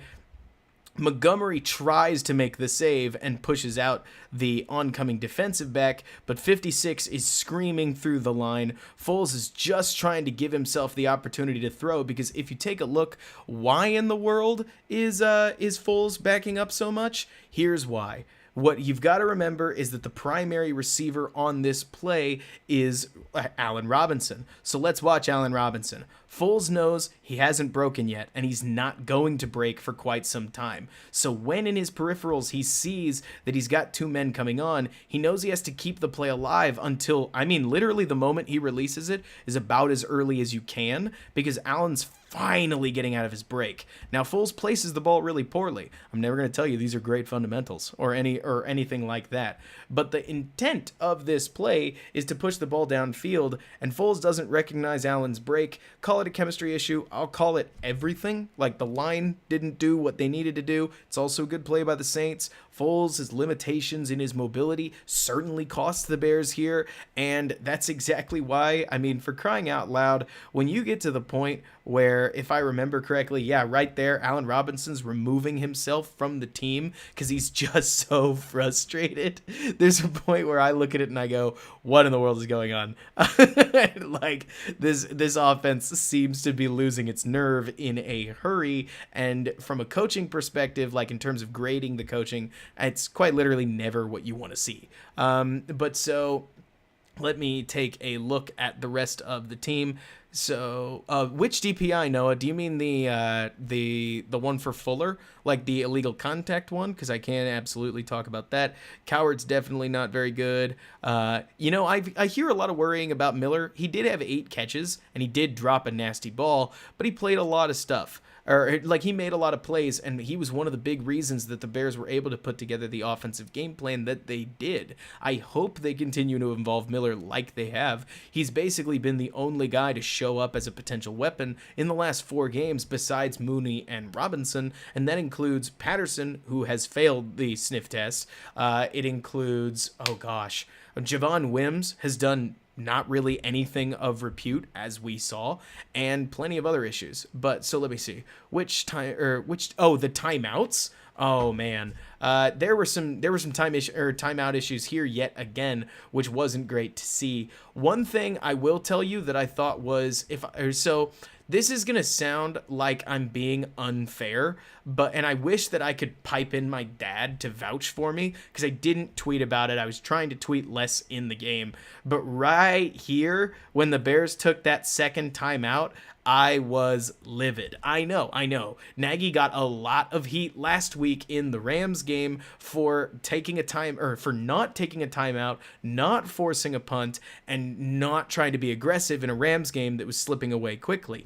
I get that. But if you remember, at the time, I didn't criticize him for it, because when it comes to this Bears offense, I'm conservative. And when I see that we could go into the half 3-13, you'd better believe I'll take it. And so when Nagy called this timeout off of a running clock, which, if you remember correctly, we'll go to the broadcast just so you can see the moment. It's 2nd and 18, and it's 2nd and 18. Danny Trevathan makes this tackle well in the field of play, and if you just let the clock run down, the Saints lose a minimum of 20 seconds and a maximum of they just let the darn thing run out. I would have taken it. Like, I wouldn't take a timeout. And you guys can absolutely critique Nagy the way that you want. I get some people wanting him to be aggressive. But again, 3-13 first half against the Saints, I'm okay. Like, I'll take it. Thumbs up from me. And there are plenty of people, like the Chiefs, you should call a timeout. The Buccaneers, you should call a timeout. The Titans, you should call a timeout. But when you're the Bears and you're lucky, you almost feel lucky you got 13 points in the first place, don't take it. Take the 10-point lead, go into the half. It kind of reminds me of, let me see. It kind of reminds me of when the Bears got into the red zone for the field goal that they inevitably kicked, which let's absolutely talk about the run that got them there in a second. When they got here, 3rd and 7, I remember Troy Aikman was talking about how the Bears needed to push the ball into the end zone here. I'm perfectly comfortable with Foles doing exactly what he did. So if you remember, this is a play where, let's get to the snap. Right here, this is about the pressure point. Foles isn't quite pressured yet, but so we're going to see Jimmy Graham turning in on a corner with outside leverage, and in theory, Foles could rope a ball on Graham's backside shoulder. But guys, we already saw that. We already saw him try to just make a magic play with Graham, and Graham rounds his route so hard that he's nowhere near open, and Foles just decides, whatever, ball's going into the ground, and just tosses it to Montgomery right there, just so that he can stop the clock and take the field goal. Thumbs up for me. Play smart. You're a defensive football team. Like, you are a football team that the money tells you, as well as the talent, that you're trying to win with a good defense. So at this point, you better believe I'll take the 2-score lead. I'm well aware that the big analytics thing is that not only do running backs not matter, but that field goals are basically participation trophies with a little bit of points. But in the Bears specific team situation, I'll take the 2-score lead every time. I don't need to have big dreams about 3-16. I'll take 3-13. But instead, the Bears call a timeout. Look, I don't love it. I hope that we don't get bitten in the butt again with that going forward. But I also get that right now there is a little bit of the idea that whatever Nagy does, he's wrong. And so At that point, yeah, no, Graham had a very poor game. That's for darn sure. Not only did he have the drop that we are already discussed in overtime, but I know he had another one, and let me see if I can find the darn thing, where he ended up dropping a perfectly catchable ball, or at least I thought it was, on a long down situation. Let's dig through the tape, and we can find this thing. And when he does, yeah, I'll absolutely show it. So the Bears end up with, it's got to be this. Yeah, it does. No. Yeah. No, not that one. Of course. So let's just take a look. It's got to be this? Maybe? Incomplete to Grant. Yeah, okay. This was another gnarly drop on third and 8. I don't know what was going on, but here it's no, it's not that one. That's a bummer. Anyways, sorry I'm sputtering around, but the point is he had a couple of nasty drops that I do not want to see. In terms of, you guys are talking about it like Nagy, credit and blame. I agree. I think that the scheme is solid. The execution is pretty weak, and I don't know whether it's a teaching issue or not, but at the moment I don't have any other place that I can really put blame, because we know who the players are and they ultimately have to work with it as best that they can. And when you see stuff like this in particular, where so what we're about to see right here is a decently smart play design. It's called a crack toss, where basically what's about to happen is Javon Wims is going to block down on this guy. Harris is going to pull around him and take the cornerback, I think. And then Leno's going to pull around his back and take the safety. Or at least that's how it would work if they did it right. So with Harris getting right there, you've got the pull set up. Javon Wims blows his block, I mean immediately, like he's already blown it, such that Harris can't pull around. He's got to take the initial threat. Then 92 stays on the outside, such that Leno comes through and gives him a chip. It's easier, you know what? It's easier to watch from back here. So again, what we're about to see is we're about to see Javon Wims not get his block down here. We're going to see Demetrius Harris try to pick up for it, and then Charles Leno try to pick up for that. So right there, Javon Wims has already blown his block, like already blown it. And Harris is going to try to get on top of it here, but he can't. 92 already has outside leverage, and this play is supposed to hit this outside file. Like, this is where Montgomery's trying to go, but he really can't because 92 is already sitting in it. So then Leno tries to help make the save too, and he, while he's trying to get outside, is ends up trying to chip 92 to create running lane for Montgomery. So 92 has made the amazing play of soaking up 3 blockers already, and then at that point, Montgomery just has nowhere to go. Leno can't get to his own assignment because he's already pinched his angle in to try to help with 92, and the Bears lose a yard. It's a bummer because these kinds of plays, like actually, BM, you talked about it. These kinds of plays are where I look at it and I think to myself, just last week we were covering Javon Wims blowing a block, and here he is in another position to make a key block, and I get sometimes coaching without cowardice, but why in the world are you asking Javon Wims to block a defensive end? I mean, I like the aggression, I guess, but it obviously doesn't work. It works very badly, not to mention Javon, you would think, would take a more outside lane when he tries to make this block. You're going to see that it's as if he steps up and then in before trying to go up. You would think he'd want to step out before locking him off there, more like a common lock block, but instead he steps in, loses it. Harris doesn't really have much of a chance as 92 fights his way to the edge. Leno tries to assist. Bears lose a yard. And I like the attempt to play or to throw the crack toss in there. Certainly it's probably better than just an outside zone run where the interior line gets obliterated because of Coward and Mustafer, as well as Jason Spriggs, but it doesn't work out. And the schemery did their best. And yeah, exactly. The Bears they've definitely had issues on their offensive line, and they were able through play action to make plays. And in that one, I get that some people are going to try to criticize Leno. I didn't think Leno did anything wrong. He's trying to help out his teammate and do 2 assignments at once, and it doesn't really work. One thing I thought was really cool was that then at this point, so let me back it up a little more. I wanted to start, I thought about starting there, but I think you have to start at this point specifically. Matt Nagy uses a couple plays that chain off of each other pretty well. So Cordell Patterson's in the backfield, and I think we've all figured out at this point that, you know what, if Cordell Patterson's in the backfield, he's probably getting the ball. And Anthony Miller comes across, and Matt Nagy starts to present a trend to the Saints. If somebody comes across, the running back goes the other way. So Miller cuts across, Patterson gets the ball, and goes the other direction for 4 yards. Literally misdirection. And you've seen it all before. So from there, 3 plays later, Matt Nagy throws a bit of a wrinkle in. He runs a play where Patterson's going to get the ball, and then Montgomery's actually going to attack the same lane. Maybe not exactly the same lane, but similar enough. So Patterson works around. You're going to see immediately this lineman in particular, this one actually, is, let me get to the backside angle. So because of this trend, as Patterson motions out and Montgomery motions back there, the linemen are going to gear up to try to make this stop. And my assumption is, based on what you're about to see, that because Patterson's working his way back around, this lineman gets caught thinking he needs to pinch in to make a play on Montgomery, who's going to be coming right there. But as we're about to see, that's not where Montgomery's going.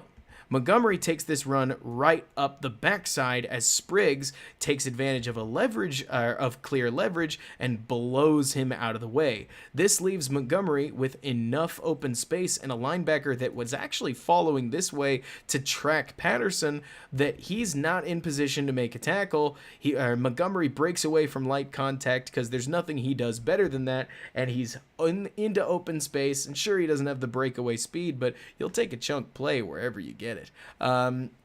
And this is the stuff that I like to see. Like, that's actually a pretty well schemed run, and it helps when Jason Spriggs is able to make the springing block. You know that you schemed something up pretty well, because Spriggs played like a very replacement level tackle. I mean that in just as much a good thing as I do a bad thing, and he looked like it. That's fine. But they made it work. They were able to get the ground game going, and as much as you may think, I don't know, they didn't even get 100 yards. 89 yards against the Saints is basically trophy worthy this season. I think that they were one of the first to get that close all year long, and their offensive line is not very good.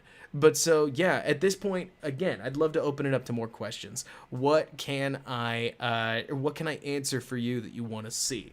Because I can talk about more defensive things. I can tell you that Akeem Hicks was a monster in this particular game, and he looked like a beast. The fourth quarter, Akusi, we'll get there in just a second. So that's a good question. I think it's well worth going over. But Akeem Hicks, I just want to throw out a couple of these particular highlights. Take a look at Hicks right here. Again, against this very good Saints offensive line, he controls his man and works over because Akeem Hicks is a literal bear. Thank you, Michael. Yeah, I did have a great birthday. It was awesome. Love to see you in the chat.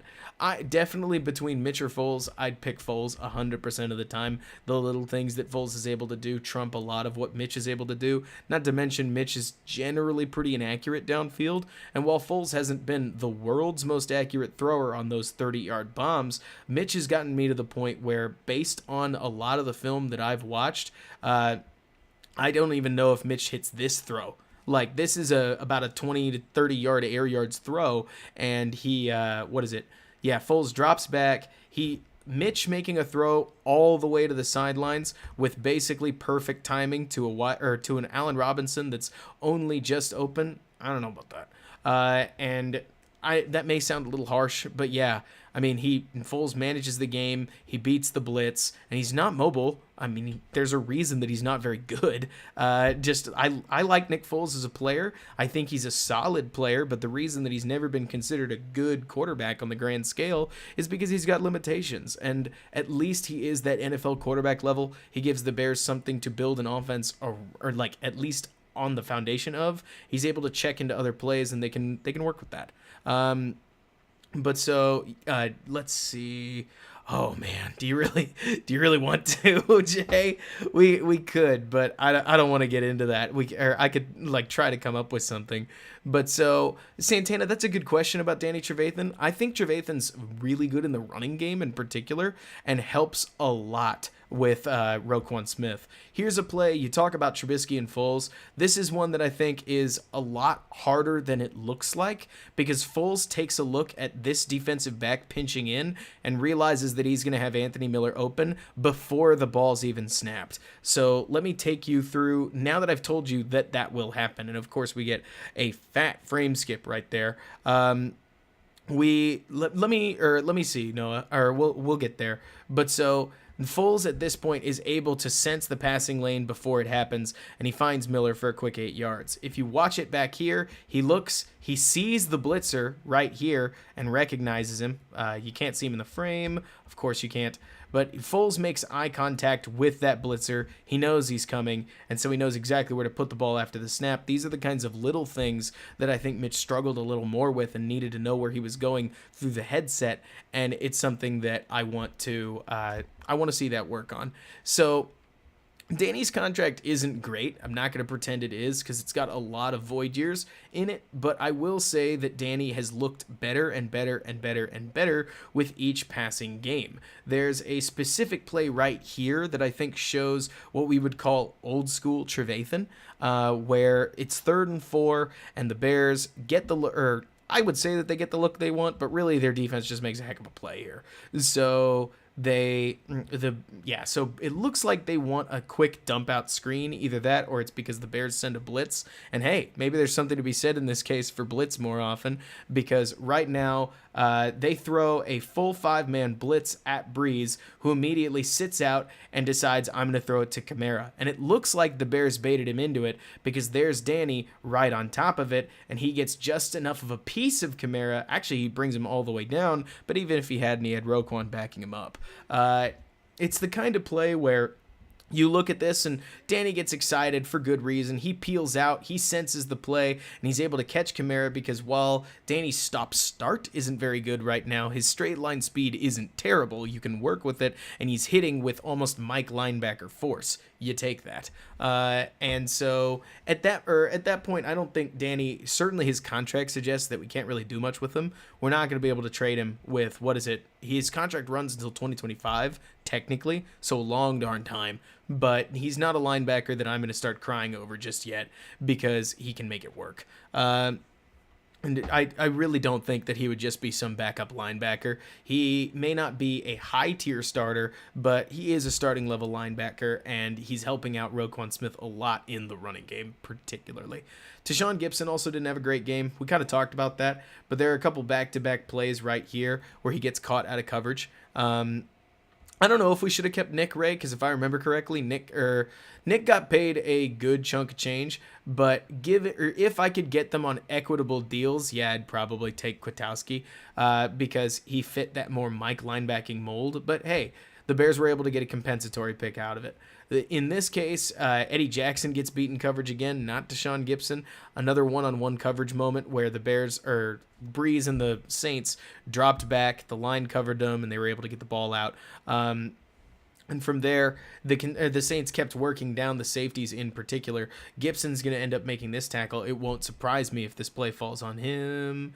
Let's see it. Yeah, this is the kind of play where I was really hoping Gibson would be able to do better. But yeah, Gibson's a 1-year deal. He's basically a replacement safety. And right here, he's squaring up with Kamara. Kamara breaks. He's a little slow to it, and he can't quite catch him until it's a bit on the too late side.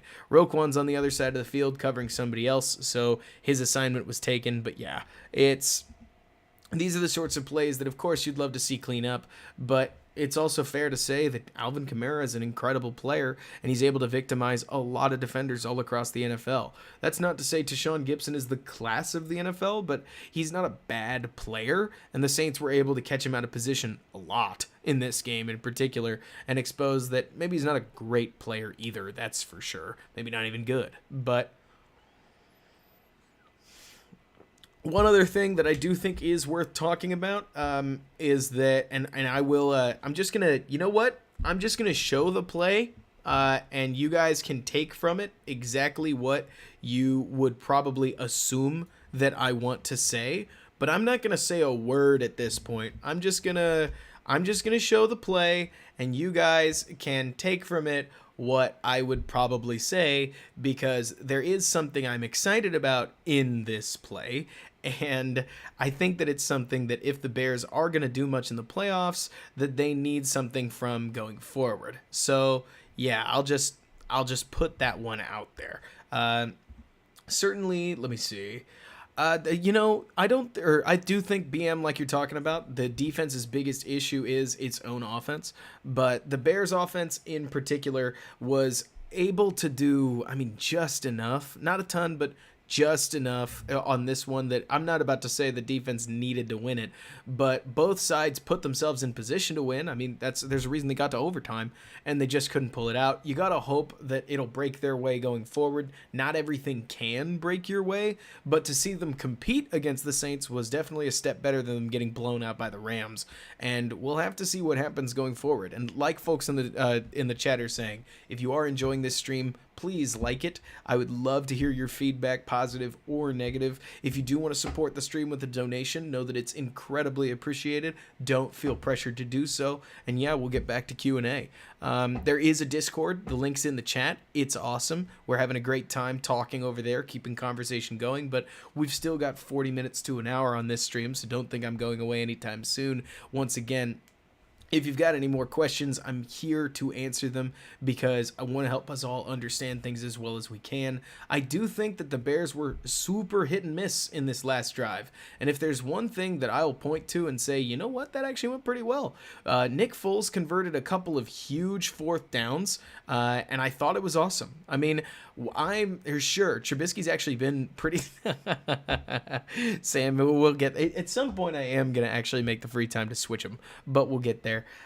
One thing I will say, Nagy pulled out some really solid play calls here at the end. What you're about to see on this 4th and 8 is Allen Robinson throw an almost aggressive pick on both his man and Miller's man and free him wide open.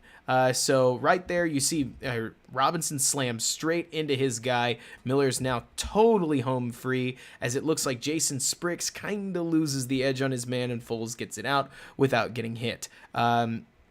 So right there, you're going to see it looks like, again, Spriggs can't quite keep his man on the outside. Foles has to throw this fading backwards. He may not have had to, but certainly he got worried about it. And Miller's so open, it just doesn't really matter. And Miller's able to make the play, which is awesome. 4th and 8, they pick it up. I really thought we were going to lose this game. I didn't think we were going to get to overtime, which is a huge bummer. But so... they pick it up here, and somebody talked about how Allen Robinson's route running is insane. Just wait until the next 4th and 2, where right here, and I think this is interesting. I have to talk about this one, the 3rd and 4 that led up to it, because when I first looked at it, I went to myself, what in the world's going on? I looked at this play on 3rd and 4 and thought, okay, what was the plan here? Especially because in the broadcast footage, you can't really tell. Like, why throw to Jimmy Graham? What's the play?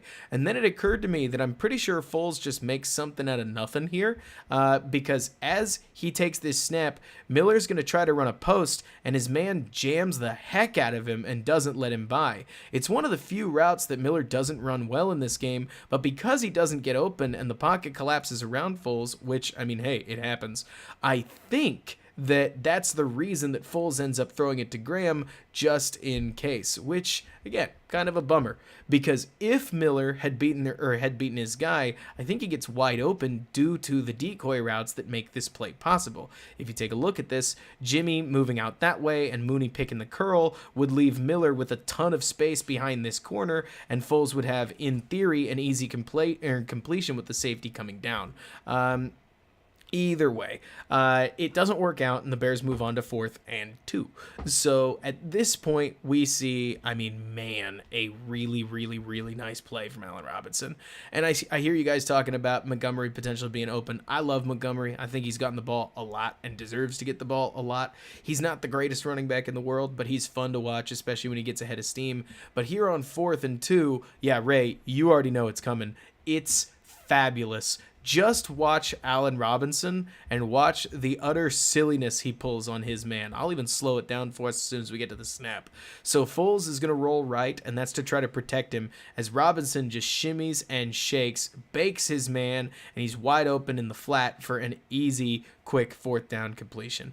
It is so good. I mean, this route is nothing short of fabulous. Allen Robinson was all over the tape in this one. He takes that inside step right there, cruises right through his man, and he's wide open. I mean, it's so easy. And it's really useful. Obviously, you can build plenty on that. And somebody asked about clock management. So at this point, the Bears have 33 seconds, and I think okay, Jay, just for you, we'll play it one more time. So remember that Allen Robinson is sitting right here. He's going to run a quick in and back out, and the footwork is fabulous. There's no wasted step whatsoever as he just runs in, out, bakes himself wide open, and ends up picking up, 6-7 yards, something like that, and runs right out of bounds. It's exactly the play you want on 4th down.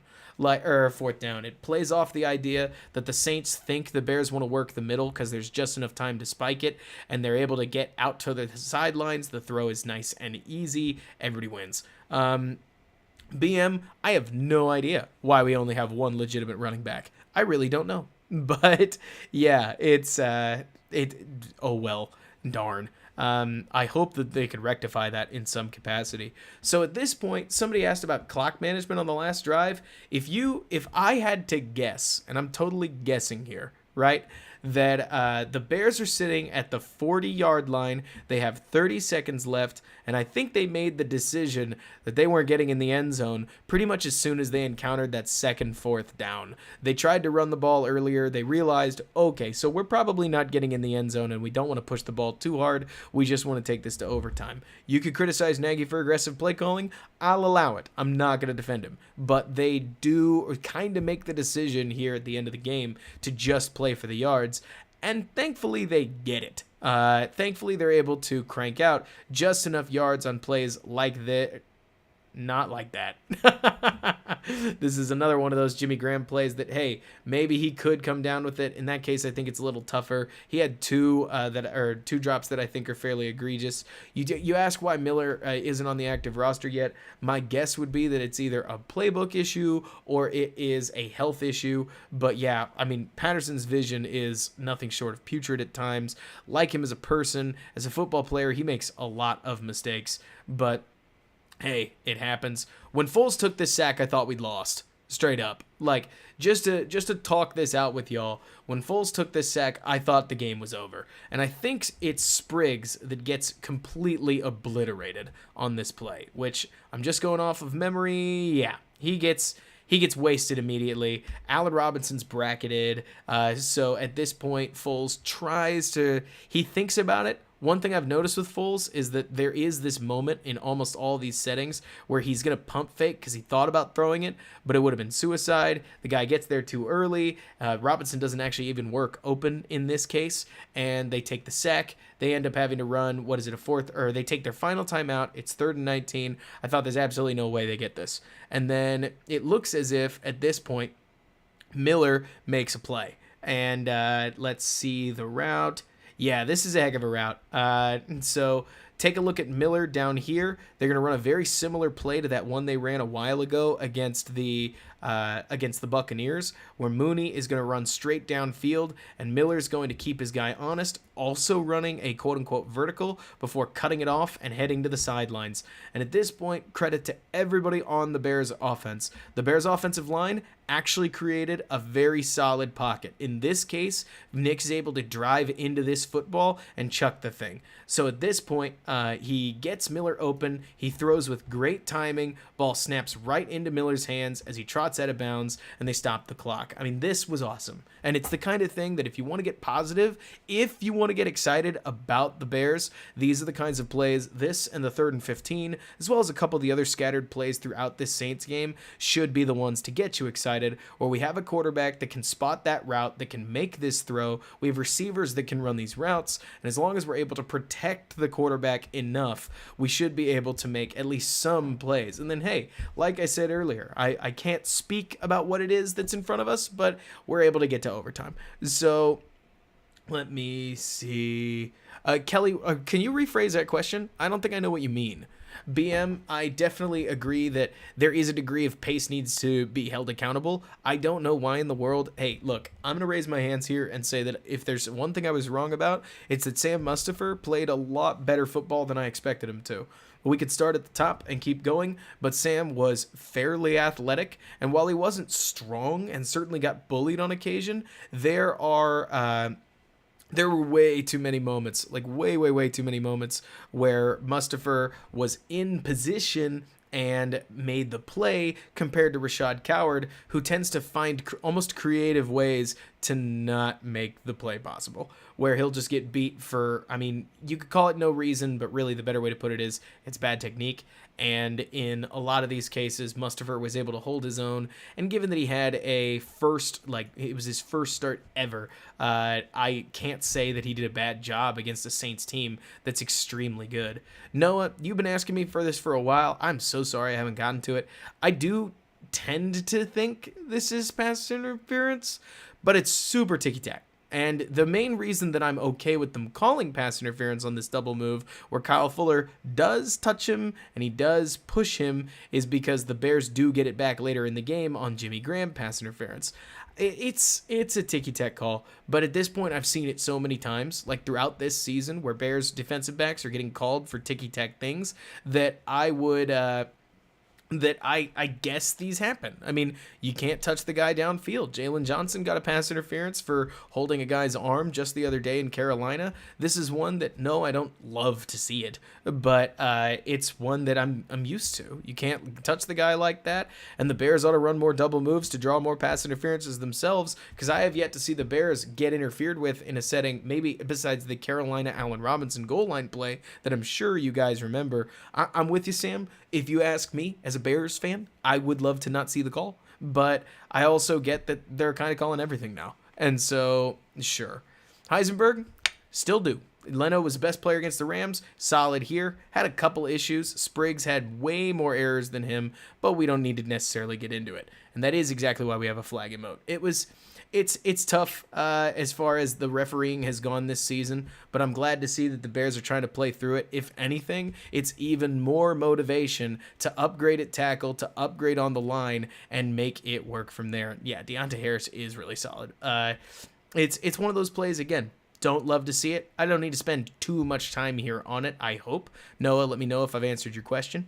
But I tend to think that while this isn't a flag that I like to see as a fan of defense, that it's a flag that's been consistent this season, and at least the Bears have started leaning into it, because here at the end of the game, the Bears were able to pick up what was, I mean, undoubtedly a huge pass interference call with what was admittedly a really nice throw to Jimmy Graham, where, what is it? We're going to see Jimmy Graham run this little fade route. Foles lets go of the ball under pressure, and they end up taking the pass interference flag. It's a solid throw. There's nothing necessarily wrong with this, as Spriggs gets blasted straight into Foles, so Foles can't really lean into this too much, but he's able to float the ball, just catchable enough position that actually I think Jimmy would have had a pretty solid shot at it had he not gotten interfered with, and I'll take that call every time. And so at this point, if the Bears start playing the pass interference game like they have been, because against the Rams, they were able to get a draw at pass interference. Against the Buccaneers, they drew one. Against the Panthers, they drew one. I'll take it. But yeah. So at this point, let me take a look.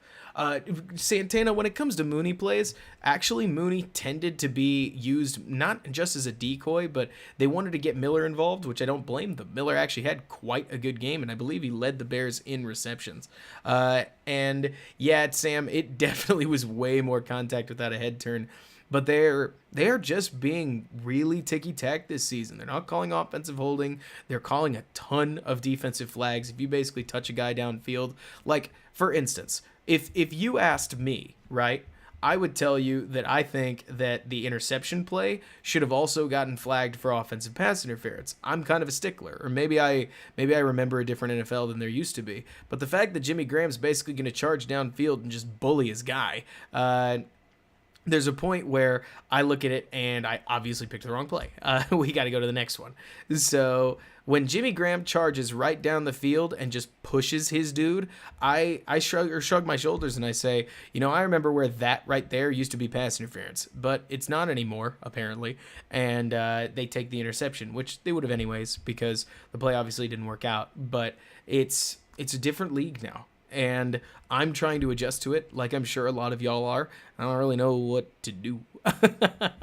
But so let me take a look. When you say Miller get more calls, BM, do you mean like get the ball more? I thought, yeah, like you said, Ray, I would love to see Miller stop the drops. I would love to see that. This drop in overtime, I'll show it one more time because this one in particular really hurt. Miller had been playing a very, very, very solid game to this point, especially as that chain-moving possession receiver. Again, he's going to actually run quite a nice little route here where he just saunters forward, catches the defensive back sleeping, and gets himself wide open. And that catch is about as easy as it gets.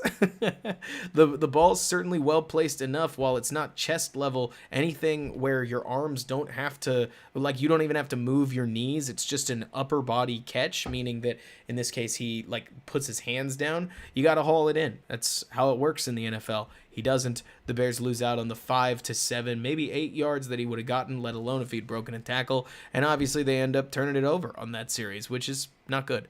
So at this point, when I look at this game again, I think that the Bears. When somebody asked earlier about the Bears' offensive ceiling, and that brings up the biggest question that I have. Right?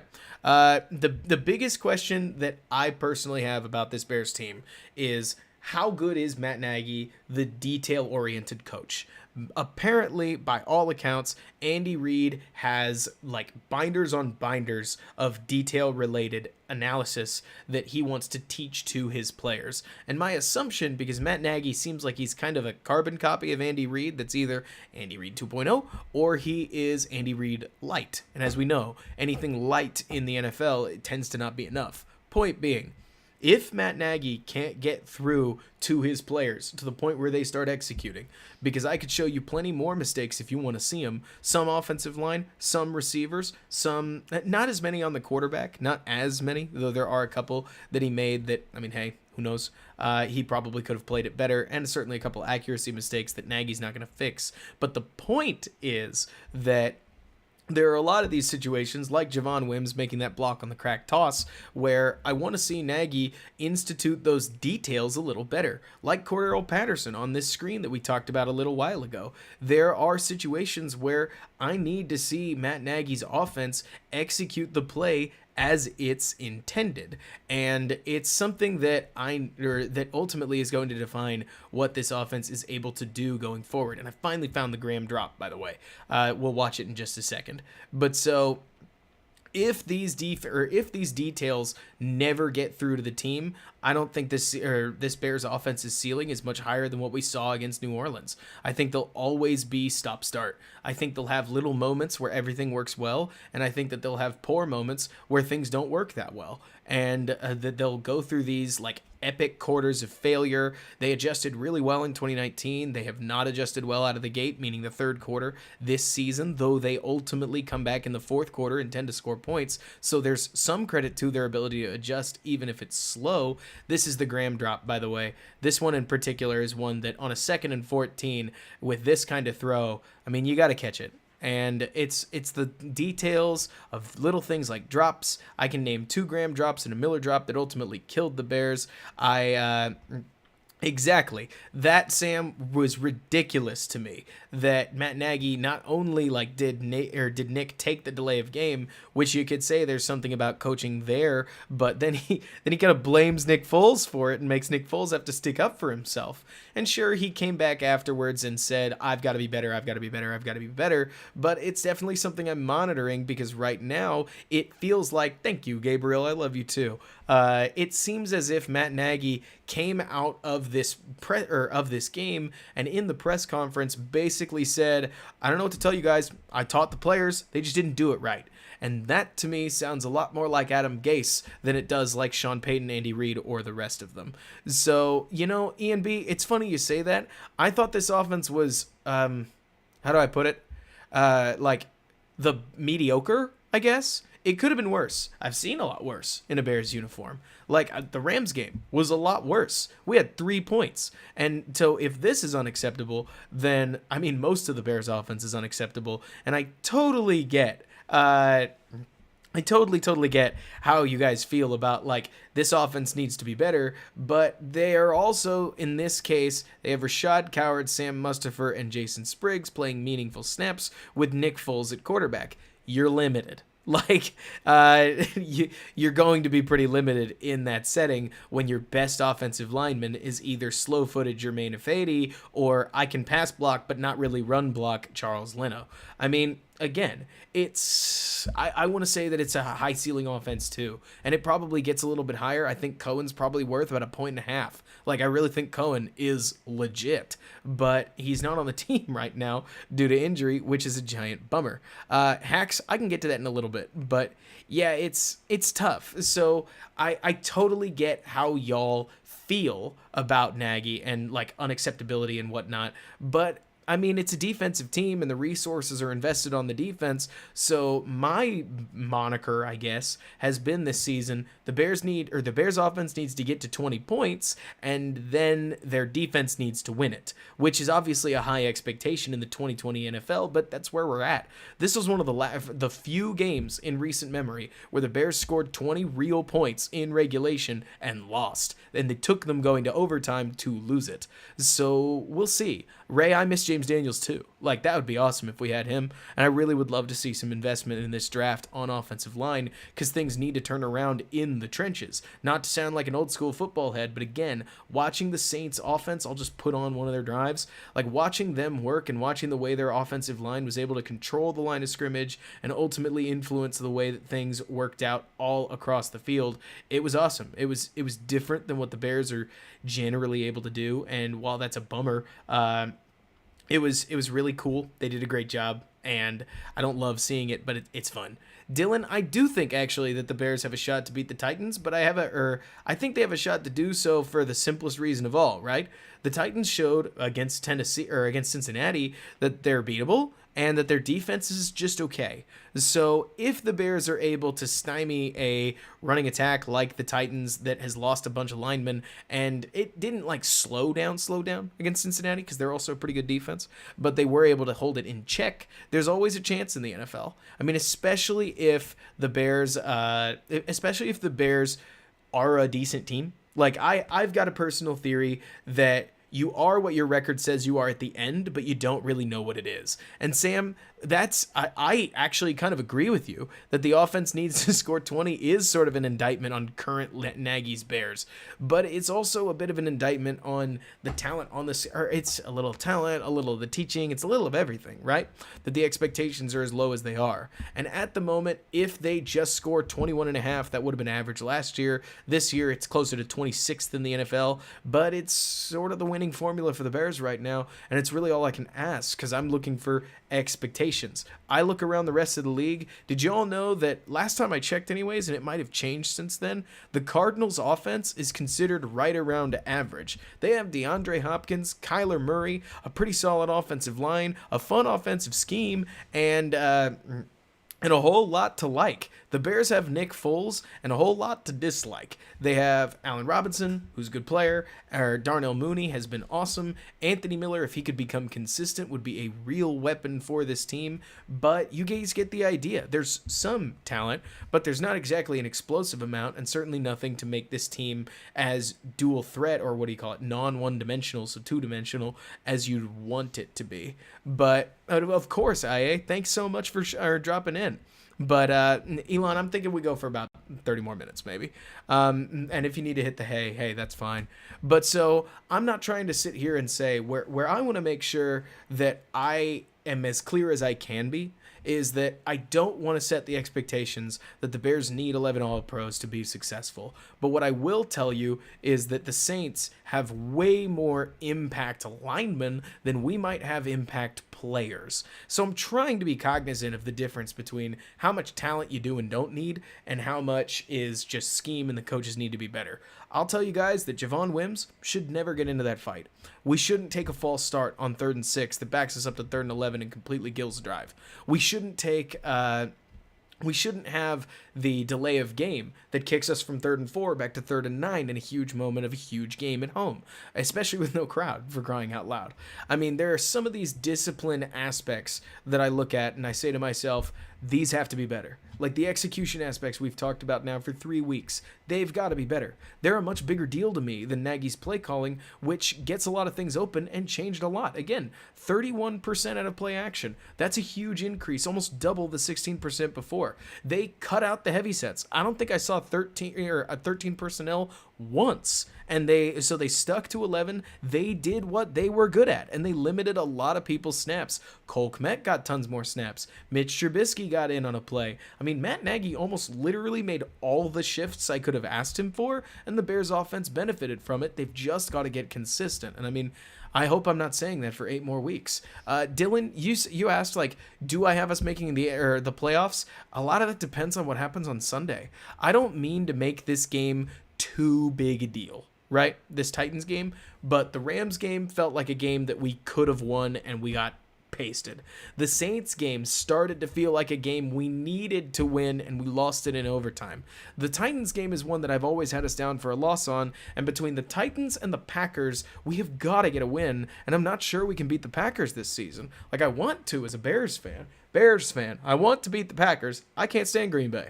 But are we good enough to beat the Rodgers-led team that, it's funny. It's the wrong time to be talking about being scared about the Packers because they just lost to the Vikings and got absolutely pasted by the Buccaneers. But like you're talking about, Ray, 6-3 versus 5-4 is a huge deal.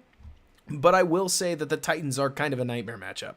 Like, I'm not about to sit here and pretend that Derrick Henry and a run-based attack is something that I look forward to this Bears defense playing against, when if you match up against the right personnel, you're practically getting free yards past a certain point. Just run away from Akeem Hicks. And we'll see what Pagano has drawn up, but I will say that there is potential for the Bears defense to establish themselves. I really thought they would establish themselves in this game, and they didn't. Like you're talking about, Sam, the trouble here is that the Bears, if they don't beat the Titans and they don't beat the Packers, they have to beat the Vikings twice, they have to beat the Lions, they have to beat the Jaguars, and they have to beat the Texans. They basically have to be perfect in all of their other games, and I'm not sure they will be, because I think they need to get to 10-6, and if they don't get to 10-6, they won't make the dance. The NFC East is so bad that it's handed out a whole bunch of free wins to tons of other players. And the trouble is, Ray, is that right now, if you load up the box and make Tannehill beat you, he will. So we'll have to see if our Bears coverage can ultimately outplay Tannehill and make things work from there. We'll see. I think that the Bears can win any football game. Like we saw against Tampa Bay. They can win any football game. It's a matter of whether they will. And if my gut tells me that the Bears don't have a shot, it's the inverse of the Saints, right? My gut tells me, Robert, plan for a loss. My head tells me, actually, they probably have a shot. If Cincinnati, for crying out loud, with 5 backup offensive linemen can move the ball like they did, heck, maybe the Bears can too. Because I wouldn't say that the Cincinnati offensive personnel is too different from the Bears. Sans one position, obviously Joe Burrow, who's only been more and more impressive as he's gone on and gained experience in the league. It's trouble because, like you're talking about, Ray, there's a decent shot that the bend break don't break defense is going to give up 2 yards, then 7 yards, then 1 yard, then 2 yards, then 8 yards, then 4 yards, then 6 yards, and just slowly clip down those first downs that could bleed the Bears out. But we'll see. I mean, the other trouble is that I don't know. So this is a test of 2 teams, the Titans and the Bears, who are both good records. The Bears are now 5-3, and the Titans are 5-2, and they're both coming off of 2 losses. So one of them has to get back on track. And this game's in Tennessee, right? So that's not great. And like you said earlier, Ian B., if we did have Eddie Goldman, I probably wouldn't be as worried. We don't, though. And this game could go either way. I think, or I said it in my 6 picks video, which, gracious alive, of course 6 picks is having terrible luck, but I'll keep having fun with it. Why not?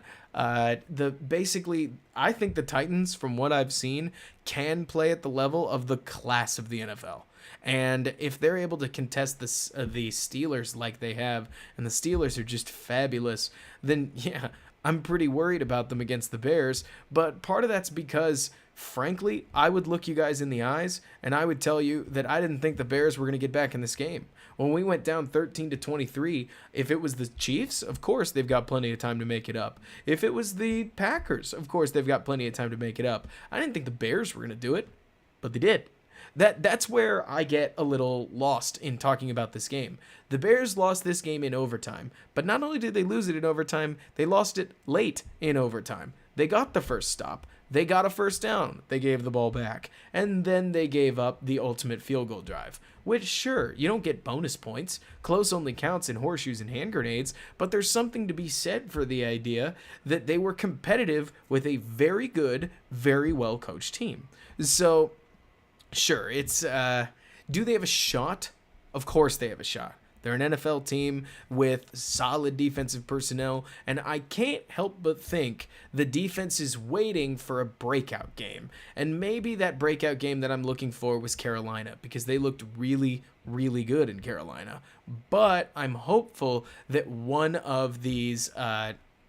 I'm really, really hopeful that one of these games, I guess at this point it's kind of just the Titans game or one of the Packers games, we can show up and effectively swallow the opposing offense, give our offense a couple of chances, because certainly turnovers are a little lacking out of this Bears defense. Not that I'm trying to complain too much. And the offense can take that spark, put enough points on the board to ultimately come away with a win, because like Nick Foles said back in when we were 5-1, at the end of the day, given the choice between losing or winning ugly, I will take winning ugly. So any other questions that I can answer? I totally get being more aggressive. I get the impression that bend don't break style is what the Bears want, because they basically believe in their front four personnel maybe more than they should. They believe in Khalil Mack, Robert Quinn, and Akeem Hicks' ability to handle their own. So somebody talked earlier, Sam, I think it might have been you, talking about like high profile picks that ultimately aren't becoming anything. I will tell you that I have no idea what Cole Kmet's ultimate ceiling is. The comp that I know I gave for him is Kyle Rudolph, but watching him move, he'll need to step forward a little bit in terms of his overall athleticism before even I'll believe that, though I will tell you Jimmy Graham's not much of a mover, and he's able to ultimately be a decently productive receiver. Kmet needs to take a step forward athletically for me to believe that he's really a second round talent. But Riley Ridley at this point, look, I could end up being surprised by him, but I'll tell you guys straight out that I don't necessarily believe that he's some super receiver sitting in the wings. And you asked that, Sam, who's going to develop that in him? I mean, again, that's part of where I would look at you and I would say that you don't just develop explosion. Most of the times you either have it or you don't. And I don't know enough about tight end development to really tell you much. In fact, a friend of mine was talking to an NFL tight end, and he basically told him, give the kid a break. He's had almost no OTAs, no camp. Of course he's behind. So I don't really know. I'm going to wait for next year to really go crazy on Kmet one way or another. But I will tell you that a lot of the pedigree, like the pedigreed offense that our offense has, guys like Riley Ridley are underperforming. And I don't know if it's due to development as much as it might just be bad picks and bad luck, because a lot of our defensive players have been great and a lot of our offensive players have not. And ultimately, as a friend of mine, Brad from PFF, has talked about at length, you can't ultimately beat the draft.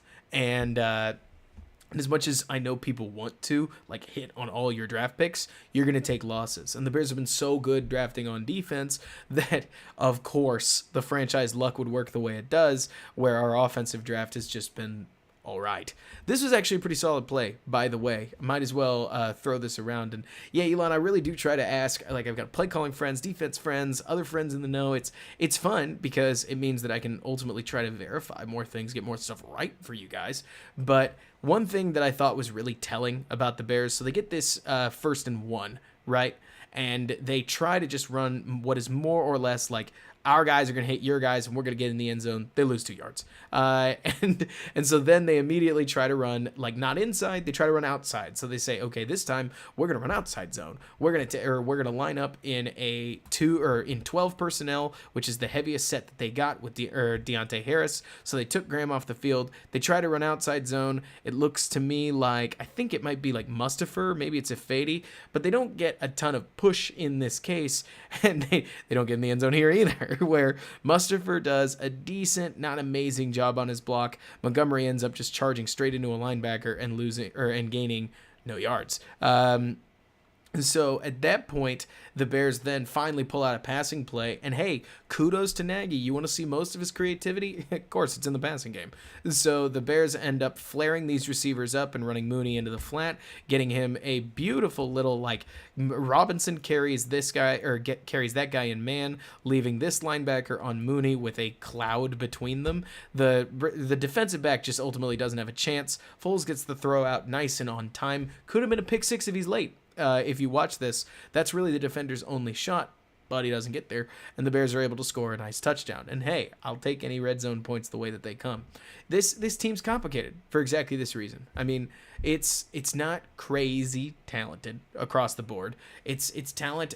We would call it average, I think. But then I look at a whole lot of other offenses around the league, and I get the impression they have as much, if not more, talent than we do, which is the problem, right? What we think is average might not actually be that average. It might be more closer to average to have 1, 2, maybe even 3 really good offensive players, and we kind of have 1. Yeah, maybe not, Elon. That'd be awesome if Mooney charged down and became the next DK Metcalf chasing down the pick six, but who knows? Ray, I have no idea how the O-line's going to look, but my hope is that they're able to somehow execute.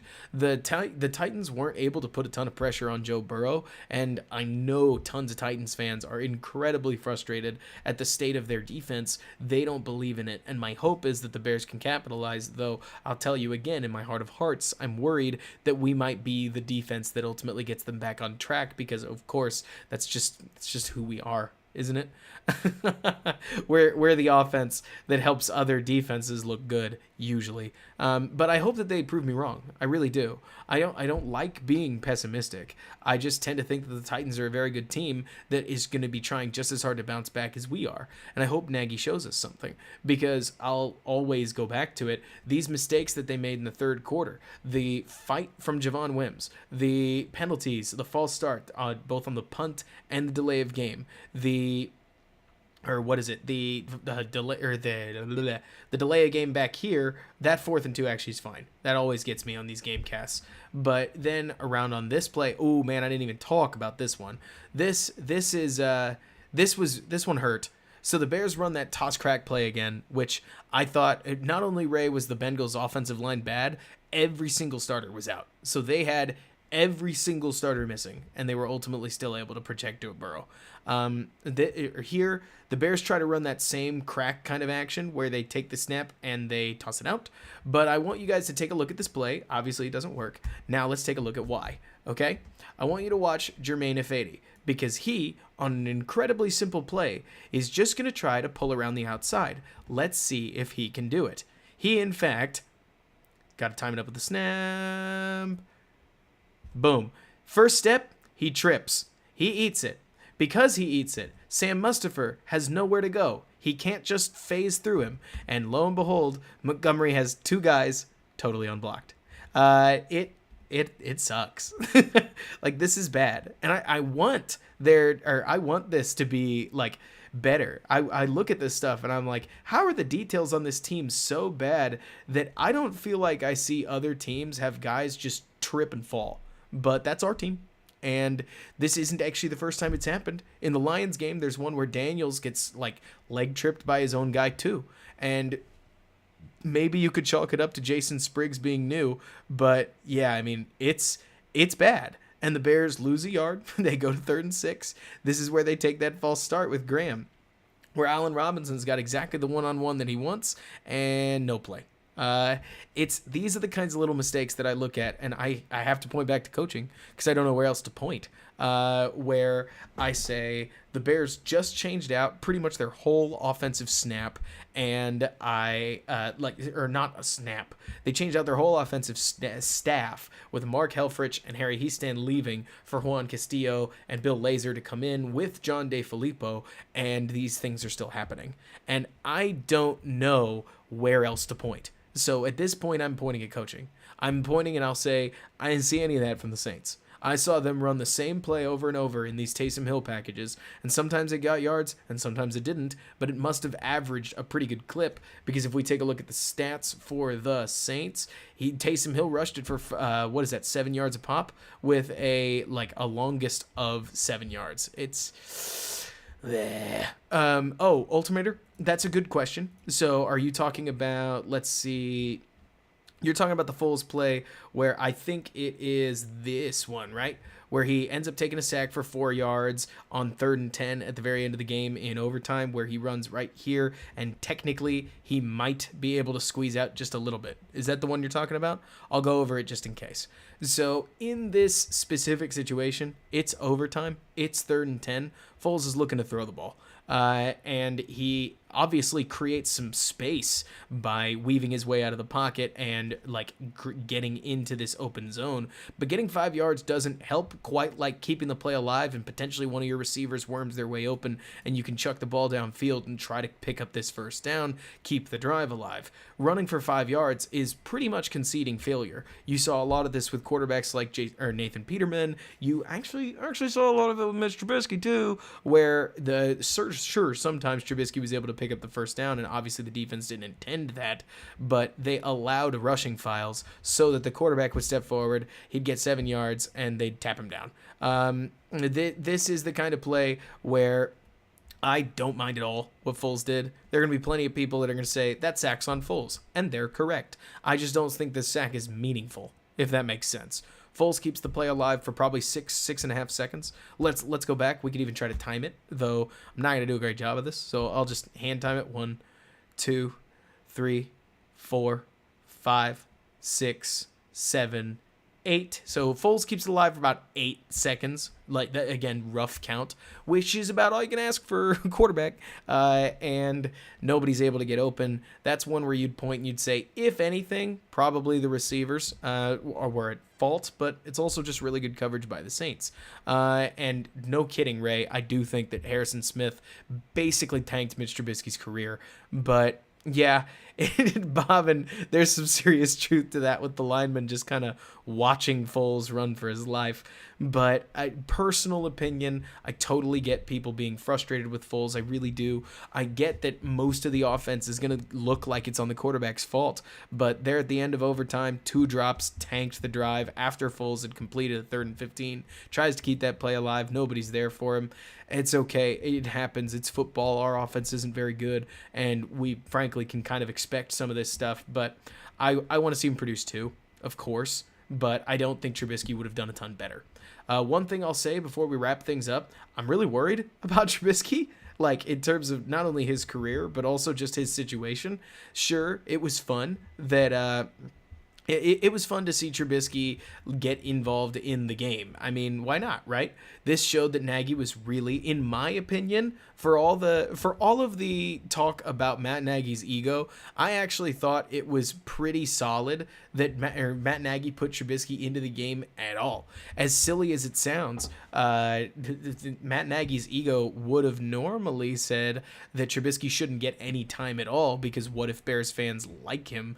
But instead, Nagy tried to put him in. He gets a nice little read out here where they run a read option. The guy totally bites for it. Trubisky makes the right decision, starts to run, and when Holtz gets out there to block his man, this leaves Trubisky with an open running file, and all he's got to do is be an athlete and get out there, right? In theory. The trouble is that, and I hate saying this, I just have to point it out. If we go back and look, I'll go ahead and Google it while we leave this play open. You guys are going to see what I'm Googling, unfortunately. Blake Bortles also had about 400 rushing yards per season. Mitch Trubisky in 2018, if you remember, had 400 rushing yards. And I'm not trying to roast the guy in an open fire. I do just want to kind of talk about this, is that a lot of quarterbacks that we have seen, Nathan Peterman, another solid example, Gardner Minshew, not a bad example, where if they can't get things done with their brain and their arm, a lot of times they turn to rushing to make up for it. Let's see if this works.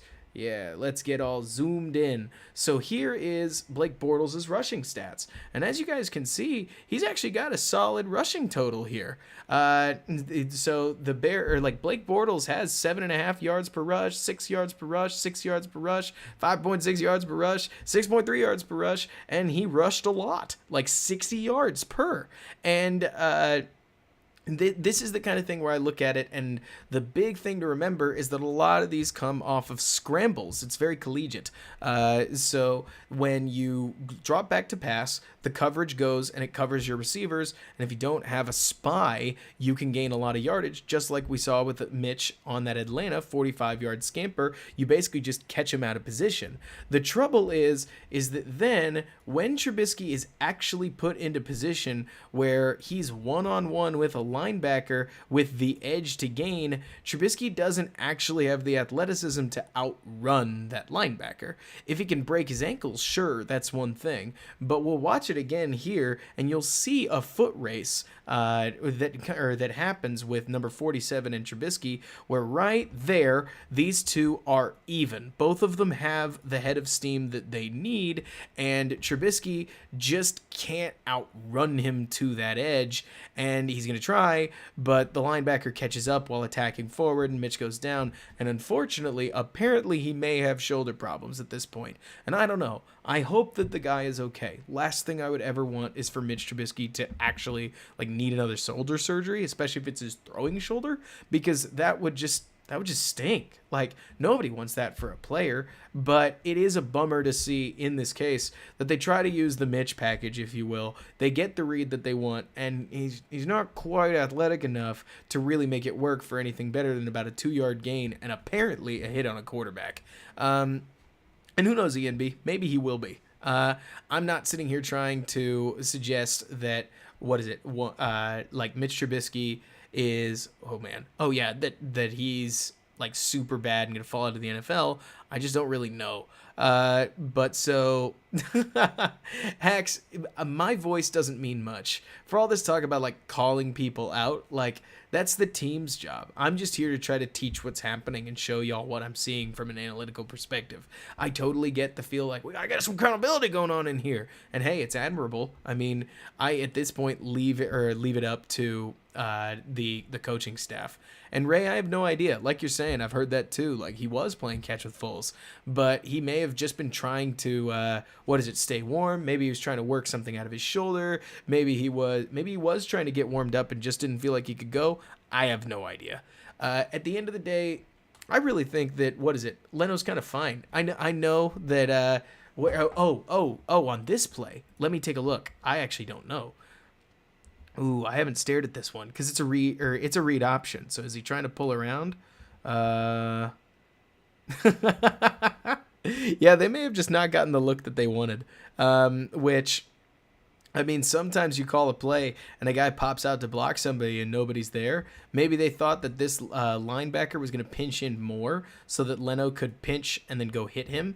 But either way, he bursts through the line and nobody's there. And I'll look back at that and, if anything, I'll point and I'll say, hey, coaching's got to fix that. But either way, yeah, I mean, Mitch doesn't fit in an Aggie system, but I also don't know what system Mitch would fit into. Either way, he's hurt, and we don't necessarily need to talk about him. But are there any, or I could probably take one more question before we close things up. Y'all have been awesome. If you liked the stream, please like the stream. Any engagement helps, which is rad, and I'm able to continue going. And Elon, absolutely, have a fantastic night. We'll close this up right here in a little bit. Thank you so much for moderating this evening. Yeah, go ahead and let's go one more little bit. And Case Master, don't worry, I'll upload it straight out. It's every Wednesday at 9 p.m. But let's see. Yeah, I mean, the trouble is about what is it, missed assignments, is that a lot of teams have these sorts of things. Kinda like not every single team is assignment perfect, and you'll see plenty of players. Like I saw, what is it, 3 plays in Carolina. I think Rule coaches a good team where somebody just blew a block, like they weren't where they're supposed to be. The trouble with Nagy or like Nagy's system at the moment is that I don't think this run block is necessarily the problem, but it seems to happen a lot, doesn't it? Where somebody ends up kind of doing nothing, and in this case, I think that, what is it? I think that the goal on this play is that Mitch is just supposed to jet out to the sideline, and anything in this box is supposed to not matter. That's sort of my case. But so, or Mitch doesn't get there, and oh well. And Leno's block isn't really supposed to do anything besides maybe cutting off one of these backside defenders. I have no idea. I just take the best guess that I can in these sort of situations. Yeah, I mean, I have no idea either. Wasn't it cool, Ray? But yeah, so going into Tennessee, let's close up this way. I'll talk about expectations. I want to see the defense put up a fight. I have no idea how they're going to do against Derrick Henry's rushing attack. But I will say that Henry, the running back, while impressive, is quite at the behest of what his offensive line can do. So at this point, we do need to see like how the defense is going to respond to that, and ultimately, yeah, I know EMB, right? He did. But so at this point, I want to see how the defense can play it, and if they can shut down Tennessee, I mean, hold them to what is it, our usual 20, 23-point target. Maybe the offense could move forward. But so so at this point, what is it? We've got when it comes to the Tennessee Titans game, biggest thing, of course, you've heard it before. It's going to come down to the offense. It always does with the Chicago Bears. But whether they can move the ball or not will ultimately probably decide the fate of this game. Because as much as I would love to say that the defense can ultimately like sit tight and really nail this thing, they haven't locked anybody down quite that hard yet. And maybe we'll need to save it for when we play defenses or offenses that are a little bit on the weaker side. Certainly the Lions might be a decent case for that. In this case, for crying out loud, the Cincinnati Bengals were just able to put up 31 points. I would love to see the Bears put up 23-26, and if they can do that, they might just escape Tennessee with a win. This would be huge. Like Ray is saying, exactly you're saying, ENB. I do want to see at some point the opposing defense beat our offense. We did in Indianapolis, that's for sure, but it does feel like our offense is the one shooting itself in the foot most of the time, and I'd love to see that get cleaned up. Even Drew Brees and the Saints made their mistakes, but because they were able to be consistent and consistently come back to solid plays, and they had talent and nice scheme around them, they were able to do it. I can't reach for the stars yet, E&B. We haven't even scored 25 in the last couple weeks. But the Tennessee defense is definitely the lowest rung on the ladder that we've played recently. I think they're 20th in DVOA, and the Saints are 10th. The Buccaneers were 4th. The Colts were 1st. I mean, Foles has played a bunch of tough defenses here over the last little bit, and this is probably the easiest that they've gotten. We'll see what they're able to do. It's another big test for Matt Nagy at this point, because not just his play calling. At this point, if I had to tell you guys what I thought of Nagy, I am becoming convinced that Matt Nagy might be a pretty good offensive coordinator and maybe not the head coach the Bears want. And we'll see. But discipline issues like that Wims fight, like the penalties that I've highlighted almost ad nauseum, like the execution-related mistakes, the people being put in strange positions, the people not executing on their assignments, this stuff to me points to a head coach that can't quite get the details battened down. And if you can't get the details down, like we're seeing, we're going to lose some games. So we need to see the Bears find a win. Probably, or I wouldn't say need, but then again, 2 weeks ago, I would have told you that I wanted to see the Bears win 1 out of 2 of the Rams, Saints, Titans stretch, and I had pretty much at that time committed to the idea that the Titans game was going to be loss, and here they are needing to win it to make that 1 out of 2 thing true. So I'll just leave it at that I think this is a tough game. Of course, it's a tough game. You probably knew that, but it's one that's ultimately going to say a lot about the Bears one way or another, and I look forward to them making a statement, whether it's a positive one or a good one. Akusai, I do think that the clock management needs to be better. Never going to say it's not, though I'll look back at guys like Andy Reid and say that there are a lot of people with bizarre problems with the clock, and I would look back at oh yeah, the Saints. The Saints are rad. Oh, Samurai, you're a Saints fan. Yeah, you guys played a really good game. I really love y'all's offensive line and offensive scheme. You're doing a great job. I think calling Nagy Trestman 2.0 is unfair. I get what you mean, but Nagy so far has held the locker room together. It's not exactly the same, but I totally get inefficiency on offense. But so at this point, I really think that the Bears need to come through. Any given Sunday, you can get a win. This is a big test for Chicago. We'll have to see what they do. I mean, Nagy is in for the next 8 games. Know this. You guys are probably going to react a lot harder than me to a lot of different things. Because I'm well aware that at this point, Matt Nagy's record is still very, very, very good. At this point in his Bears tenure, if I understand it, he still might be a top 5 winning percentage coach, if not even better than that. So Nagy's probably not getting fired. At least not if the Bears don't just go almost totally in the tank. To say that the seat is hot, that's sort of my point, Ray. I don't know if it is. And if it was, I'd be pretty impressed at the Bears' gumption to move on as quickly as they have with Nick Foles and Mitch Trubisky as his starting quarterbacks. But either way, what I will say is that over the next 8 games, have effectively put Nagy on trial. And he has been on trial for the last 4, and some of them have been okay, and others have been not. And so, like you're talking about, Hex, I don't know. But I will tell you that, at this point going forward, Nagy just needs to get some kind of consistency out of this offense.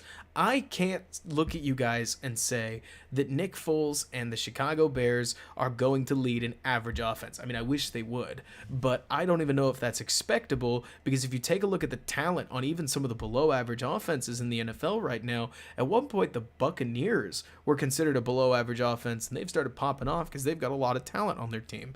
I think that at some point the talent on this offense says a lot about Ryan Pace, and if you asked me again, I'd be much more willing to let Ryan Pace go than I would Matt Nagy, though if Ryan Pace leaves, of course, it's the next GM's decision what they want to do about Nagy, and I'd be fine either way at this point. So that's really the best way I could put it. I have a bigger problem right now with Pace and the offense's roster management and the cap situation and the draft picks that we haven't had for a long darn time than I do with Matt Nagy, who at least has brought some solid offensive scheme, though I'm getting really worried about the details and the execution level of this offense because it's problematic overall.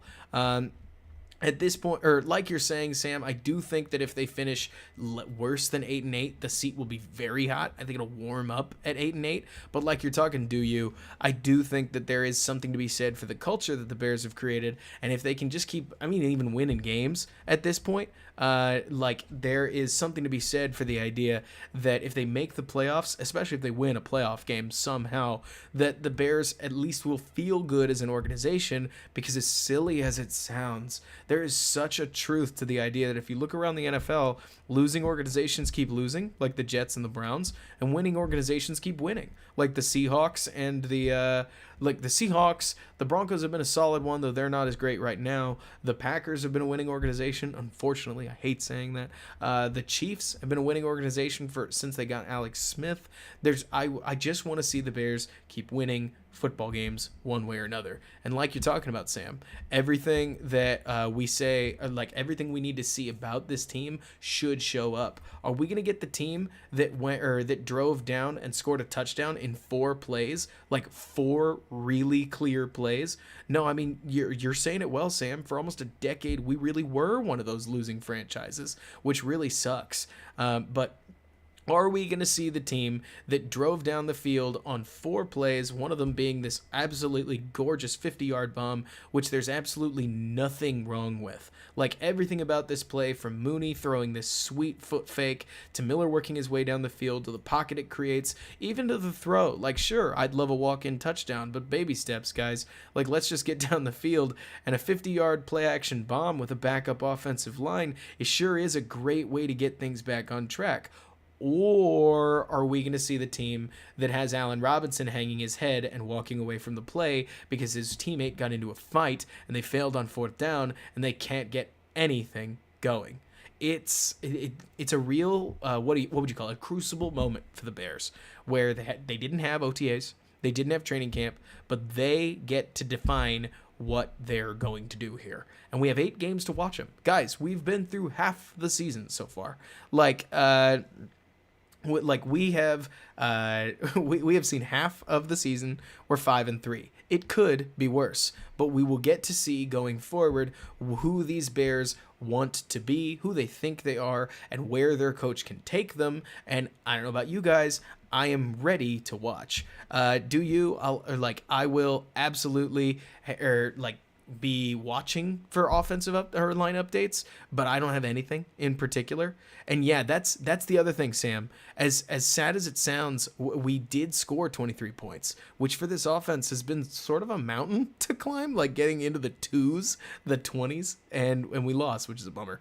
But so I'll be watching for whether the offensive line comes up. When Nagy says he has no idea who's starting, I do think he means it, because the Bears offensive line has been, with Fade and COVID protocol and maybe getting out of it, it's hard to tell. And at the moment, the crazy thing is, it sounds as if Mustafa, who had himself a solid game, and it's a shame that I didn't have the time to break him down here, he's out too. So the Bears will be starting Rashad Coward at tackle. Think about that. Alex Bars at center, Hambright at left guard, if I've heard correctly, and potentially a Fade at right guard, and that's if he can play. So I don't even know. Oh yeah, AJ, we talked a lot about that, so you'll get to see it on the VOD. No worries. But so at this point, I thought we had it too, Ray. But you know what? What I will say, as silly as this might sound, I'll say that the fact that the Bears felt like they had this game and we lost, a lot of people have taken that as a massive gut punch and said, that sucks. We can't lose those games. But I'll tell you that maybe I've just watched too much football. I will take the losses we feel like we should have had every time over the losses where we just get blown off the field. Because the ones where you get blown off the field make you look outclassed and give you questions about whether your team has any shot of even competing with another squad. Great example, the Packers getting destroyed by the Vikings and getting destroyed by the Tampa Bay Buccaneers is a huge problem. And maybe it's going to sound like I'm just blowing sunshine, but seriously, at the end of the day, if there is a best thing to take away from this game, it's that the Bears on both offense and defense did enough positive to get to overtime against the Saints. It's as close as you get. And then they didn't get blown off the field then either. They hung around for, almost as long as you can before ultimately losing. At one point, I was even cheering for a tie. That's how bad it got. And as much as it sounds all doom and gloom, the Bears, they got destroyed by the Rams. I was calling everything into question. Y'all remember that, right? I was saying the offense is terrible. It needs to be better. And they came out the next week. They doubled their play action percentage. They stuck to what they were good at in 11 personnel. They actually ran the ball fairly successfully against a team that defends the run with the best of them. And they did all of that with 3 starters missing on the offensive line and Jermaine Fade slowly playing worse and worse with every passing game. Like you're saying, do you? I totally agree. Sure, I'm being positive. I'm taking the positive angle on this, but there's something to be said that the Bears are not out of this yet. I thought the 2018 team wasn't that good either, and they cruised to 12-4, even with an offense that could barely find itself. And so I tend to think that the Bears might be able to generate something. And sure, some of it's fan base hope. But we've seen crazier turnarounds, right? Not just in Chicago, but we see there are tons of teams that they find themselves late in the game or late in the stretch. As silly as it sounds, guys. Did I not call him bacon? Oh, I get it. But so as silly as it sounds, the 2017 Eagles floundered around with Nick Foles as their quarterback. They lost to the Raiders in a terrible game. They looked horrible against at the time, I'm not going to say it, Washington, and they looked bad against the Atlanta Falcons the next day. Foles even looked poor in the divisional round, and then boom, they came alive. And I'm not saying that the Bears will. I will never tell you that they will. But I'll tell you that me sitting here saying that I hate this team and I don't want to watch this team, that's just not true. I don't hang a Bears pennant because I don't want to watch the Bears. I love them so much, probably too much. And that means that when I look at this scheme and I see a scheme that's getting guys open, again, I really can't emphasize this enough. You could call it a prevent defense thing, but the fact that the Bears were able to figure out what they're good at, like I said, double their play action percentage, help out their own team, and here at the end of it all, 3rd and 19 for crying out loud, after taking an awful sack, were able to use the personnel they had to get a clean pocket and open throw and hit it, gives me some kind of hope. And maybe I really am just being too positive. I get it. And I'll take that. I'll wear it. I'll take all the clowning because at the end of the day, I'll look at this team right in the eyes and tell you I'm way more worried about execution. I'm way more worried about talent than I am about a lot of the scheme and the play calling, because the scheme in itself, you can work something with this. You could put the Chiefs personnel in exactly the same play calls as Matt Nagy's and they would explode. And I get that a lot of people are like, well, that's the problem, Robert. And I look at it and I say, I mean, kinda, sure, there's something to be said about that. That's why we're using double the what is it? That's why we're using double the play action percentage that the Chiefs do. But at the end of the day, the Bears are able to generate offense, sputtering or not. And we used to have I think I found the best way that I can synthesize this. I watched the Trestman and John Fox teams suck for forever. And Trestman's one offense that works. We had the two towers, Brandon Marshall and Alshon Jeffrey, and Jay threw jump balls to those guys all the time, and it worked. And it was great, but there was the 50-50 ball that always worked, which, I mean, hey, sure, it worked at the time, but then it completely fell in on itself. This offense actually seems like it has the bones to be something, but it seemed like that for 3 years. So the negative side of me says, I'm not sure they'll ever clean it up. I really am not sure that they're ever going to execute at a high enough level for me to say this team is any good on offense, and their offensive statistics certainly show it. But this Nagy era, if the players make the plays, they could do something. And I'll always hold the coach's feet to the fire along with y'all, because to not do that would be to be a bad analyst. I'm comfortable saying that. But I can also say that as much as a lot of people complain about play calling, the play calls are just not that bad. And sure, some of them don't work, but that's how play calling works. And when you see, as simple as it sounds, the play calls like this one that I think Foles misses, yeah, he does, that gets two, receivers, one open enough deep and, one also open on the sidelines for an easy first down, potentially a catch and run. These are simple play calls. Sure, it may look like anybody can call them, but I'll take them because for the years, the Fox thing wasn't there. It didn't work. And so at this point, I'll take an offense that does kind of seem to be making a few more plays every week with a Rams game in the middle that was just a mess. And we'll see how it goes. And if we suck against the Titans, I'll absolutely come around. BM, Tyler Bray's not really that great, but he's our third stringer, has been for 4 years. People just love, we just love Bray, in the goofy way. But we'll watch the Titans game together. We'll come back, and you know what? If we suck, we suck, and I'll let you know that we played badly. But I'm always a big believer. Maybe it's because my dad taught me this way, but at the end of the day, we can all predict what we can, or what we try to predict, and there's a reason these games are played on Sundays and not on paper. And I'm curious to see if the Bears surprise us. They surprised us earlier against, Tennessee. They surprised us earlier against Tampa Bay. Frankly, they surprised me against Carolina. And like somebody said earlier in the chat, they're 5-3. So They're not a losing record. They're not an even record. And if they lose this one, it won't be the start that or it won't be the 3 game stretch that I wanted, but maybe they could make it up because I deadly that is hilarious. You can't spell Brady without Bray.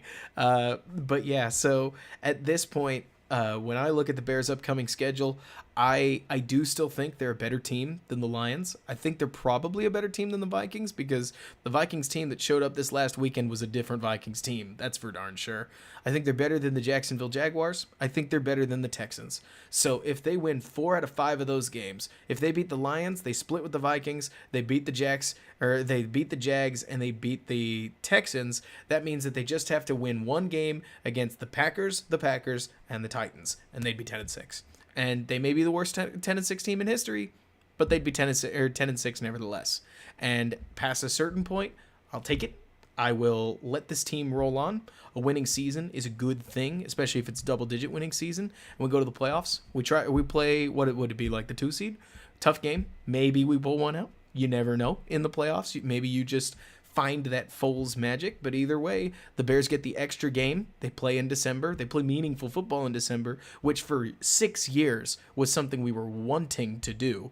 Ray, they're going to, and they kind of have. But Ian B, Packers Fan 42 was, I thought, one of my favorite projects to do, and we immediately lost, and I was heartbroken. I was so sad we lost that game. I wanted to do interviews as Packers Fan 42, and I still could, but we got to get there. Maybe, you know what? Maybe I could bring him back for the next Packers game, just in case. But either way, I would say that at this point going forward, I'm not about to tell you that the Bears are a great team. I don't even know if the Bears are a good team. But I do know that they're not a terrible team. They're not. They won too many games, and they've been getting better, and they went to overtime against a good Saints team here at home. Sure, they were missing receivers. We were missing offensive linemen. It kind of goes well together. And we go up against a Titans team that's also missing offensive linemen, not at our level, but not great. And we get to see what they're made of. I hope that Nagy can really bring some fire, because now that the Bears have lost 2 in a row, they need to show something. They need to fix what they've got going. Winning cures all. I hope they find a way. And if they don't, hopefully they can cure things against the Vikings. That, Derek, I think that's perfectly put. At the moment, this Bears team is thrillingly okay, though I wouldn't lie to you. This offense feels like there's a potential chance. There's a world where this offense puts 2 and 2 together at some point, and they might have something, because the run scheme that they had was generating holes against one of the best run defenses in the NFL, and if they keep that up, that's great. But here at the 2-hour 51-second mark, 2-hour 52-minute mark, I think we are right about ready to close it up. Guys, I could talk Bears forever. Again, if you want to support the stream, I would love for you to. It really helps me out, and it makes sure that I can keep this kind of stuff going, because I do love doing these live streams, especially the ability to provide quick content, but you never know. And like the stream if you enjoyed it. If not, throw a dislike on it when the VOD inevitably comes out, and I would love to, and I hope that we can come back next Wednesday and talk about a big Bears win. I'll see if I can't throw another video about something related to this game, but we'll see. It's a Bears game weekend, and I can't tell what my schedule is just yet. Either way, I'll keep the content up on Twitter. Definitely join the Discord if you want to keep the conversation going. Woohoo! Let's not show any code here. Let's go back to, what do we got? Oh boy. Let's go this and that.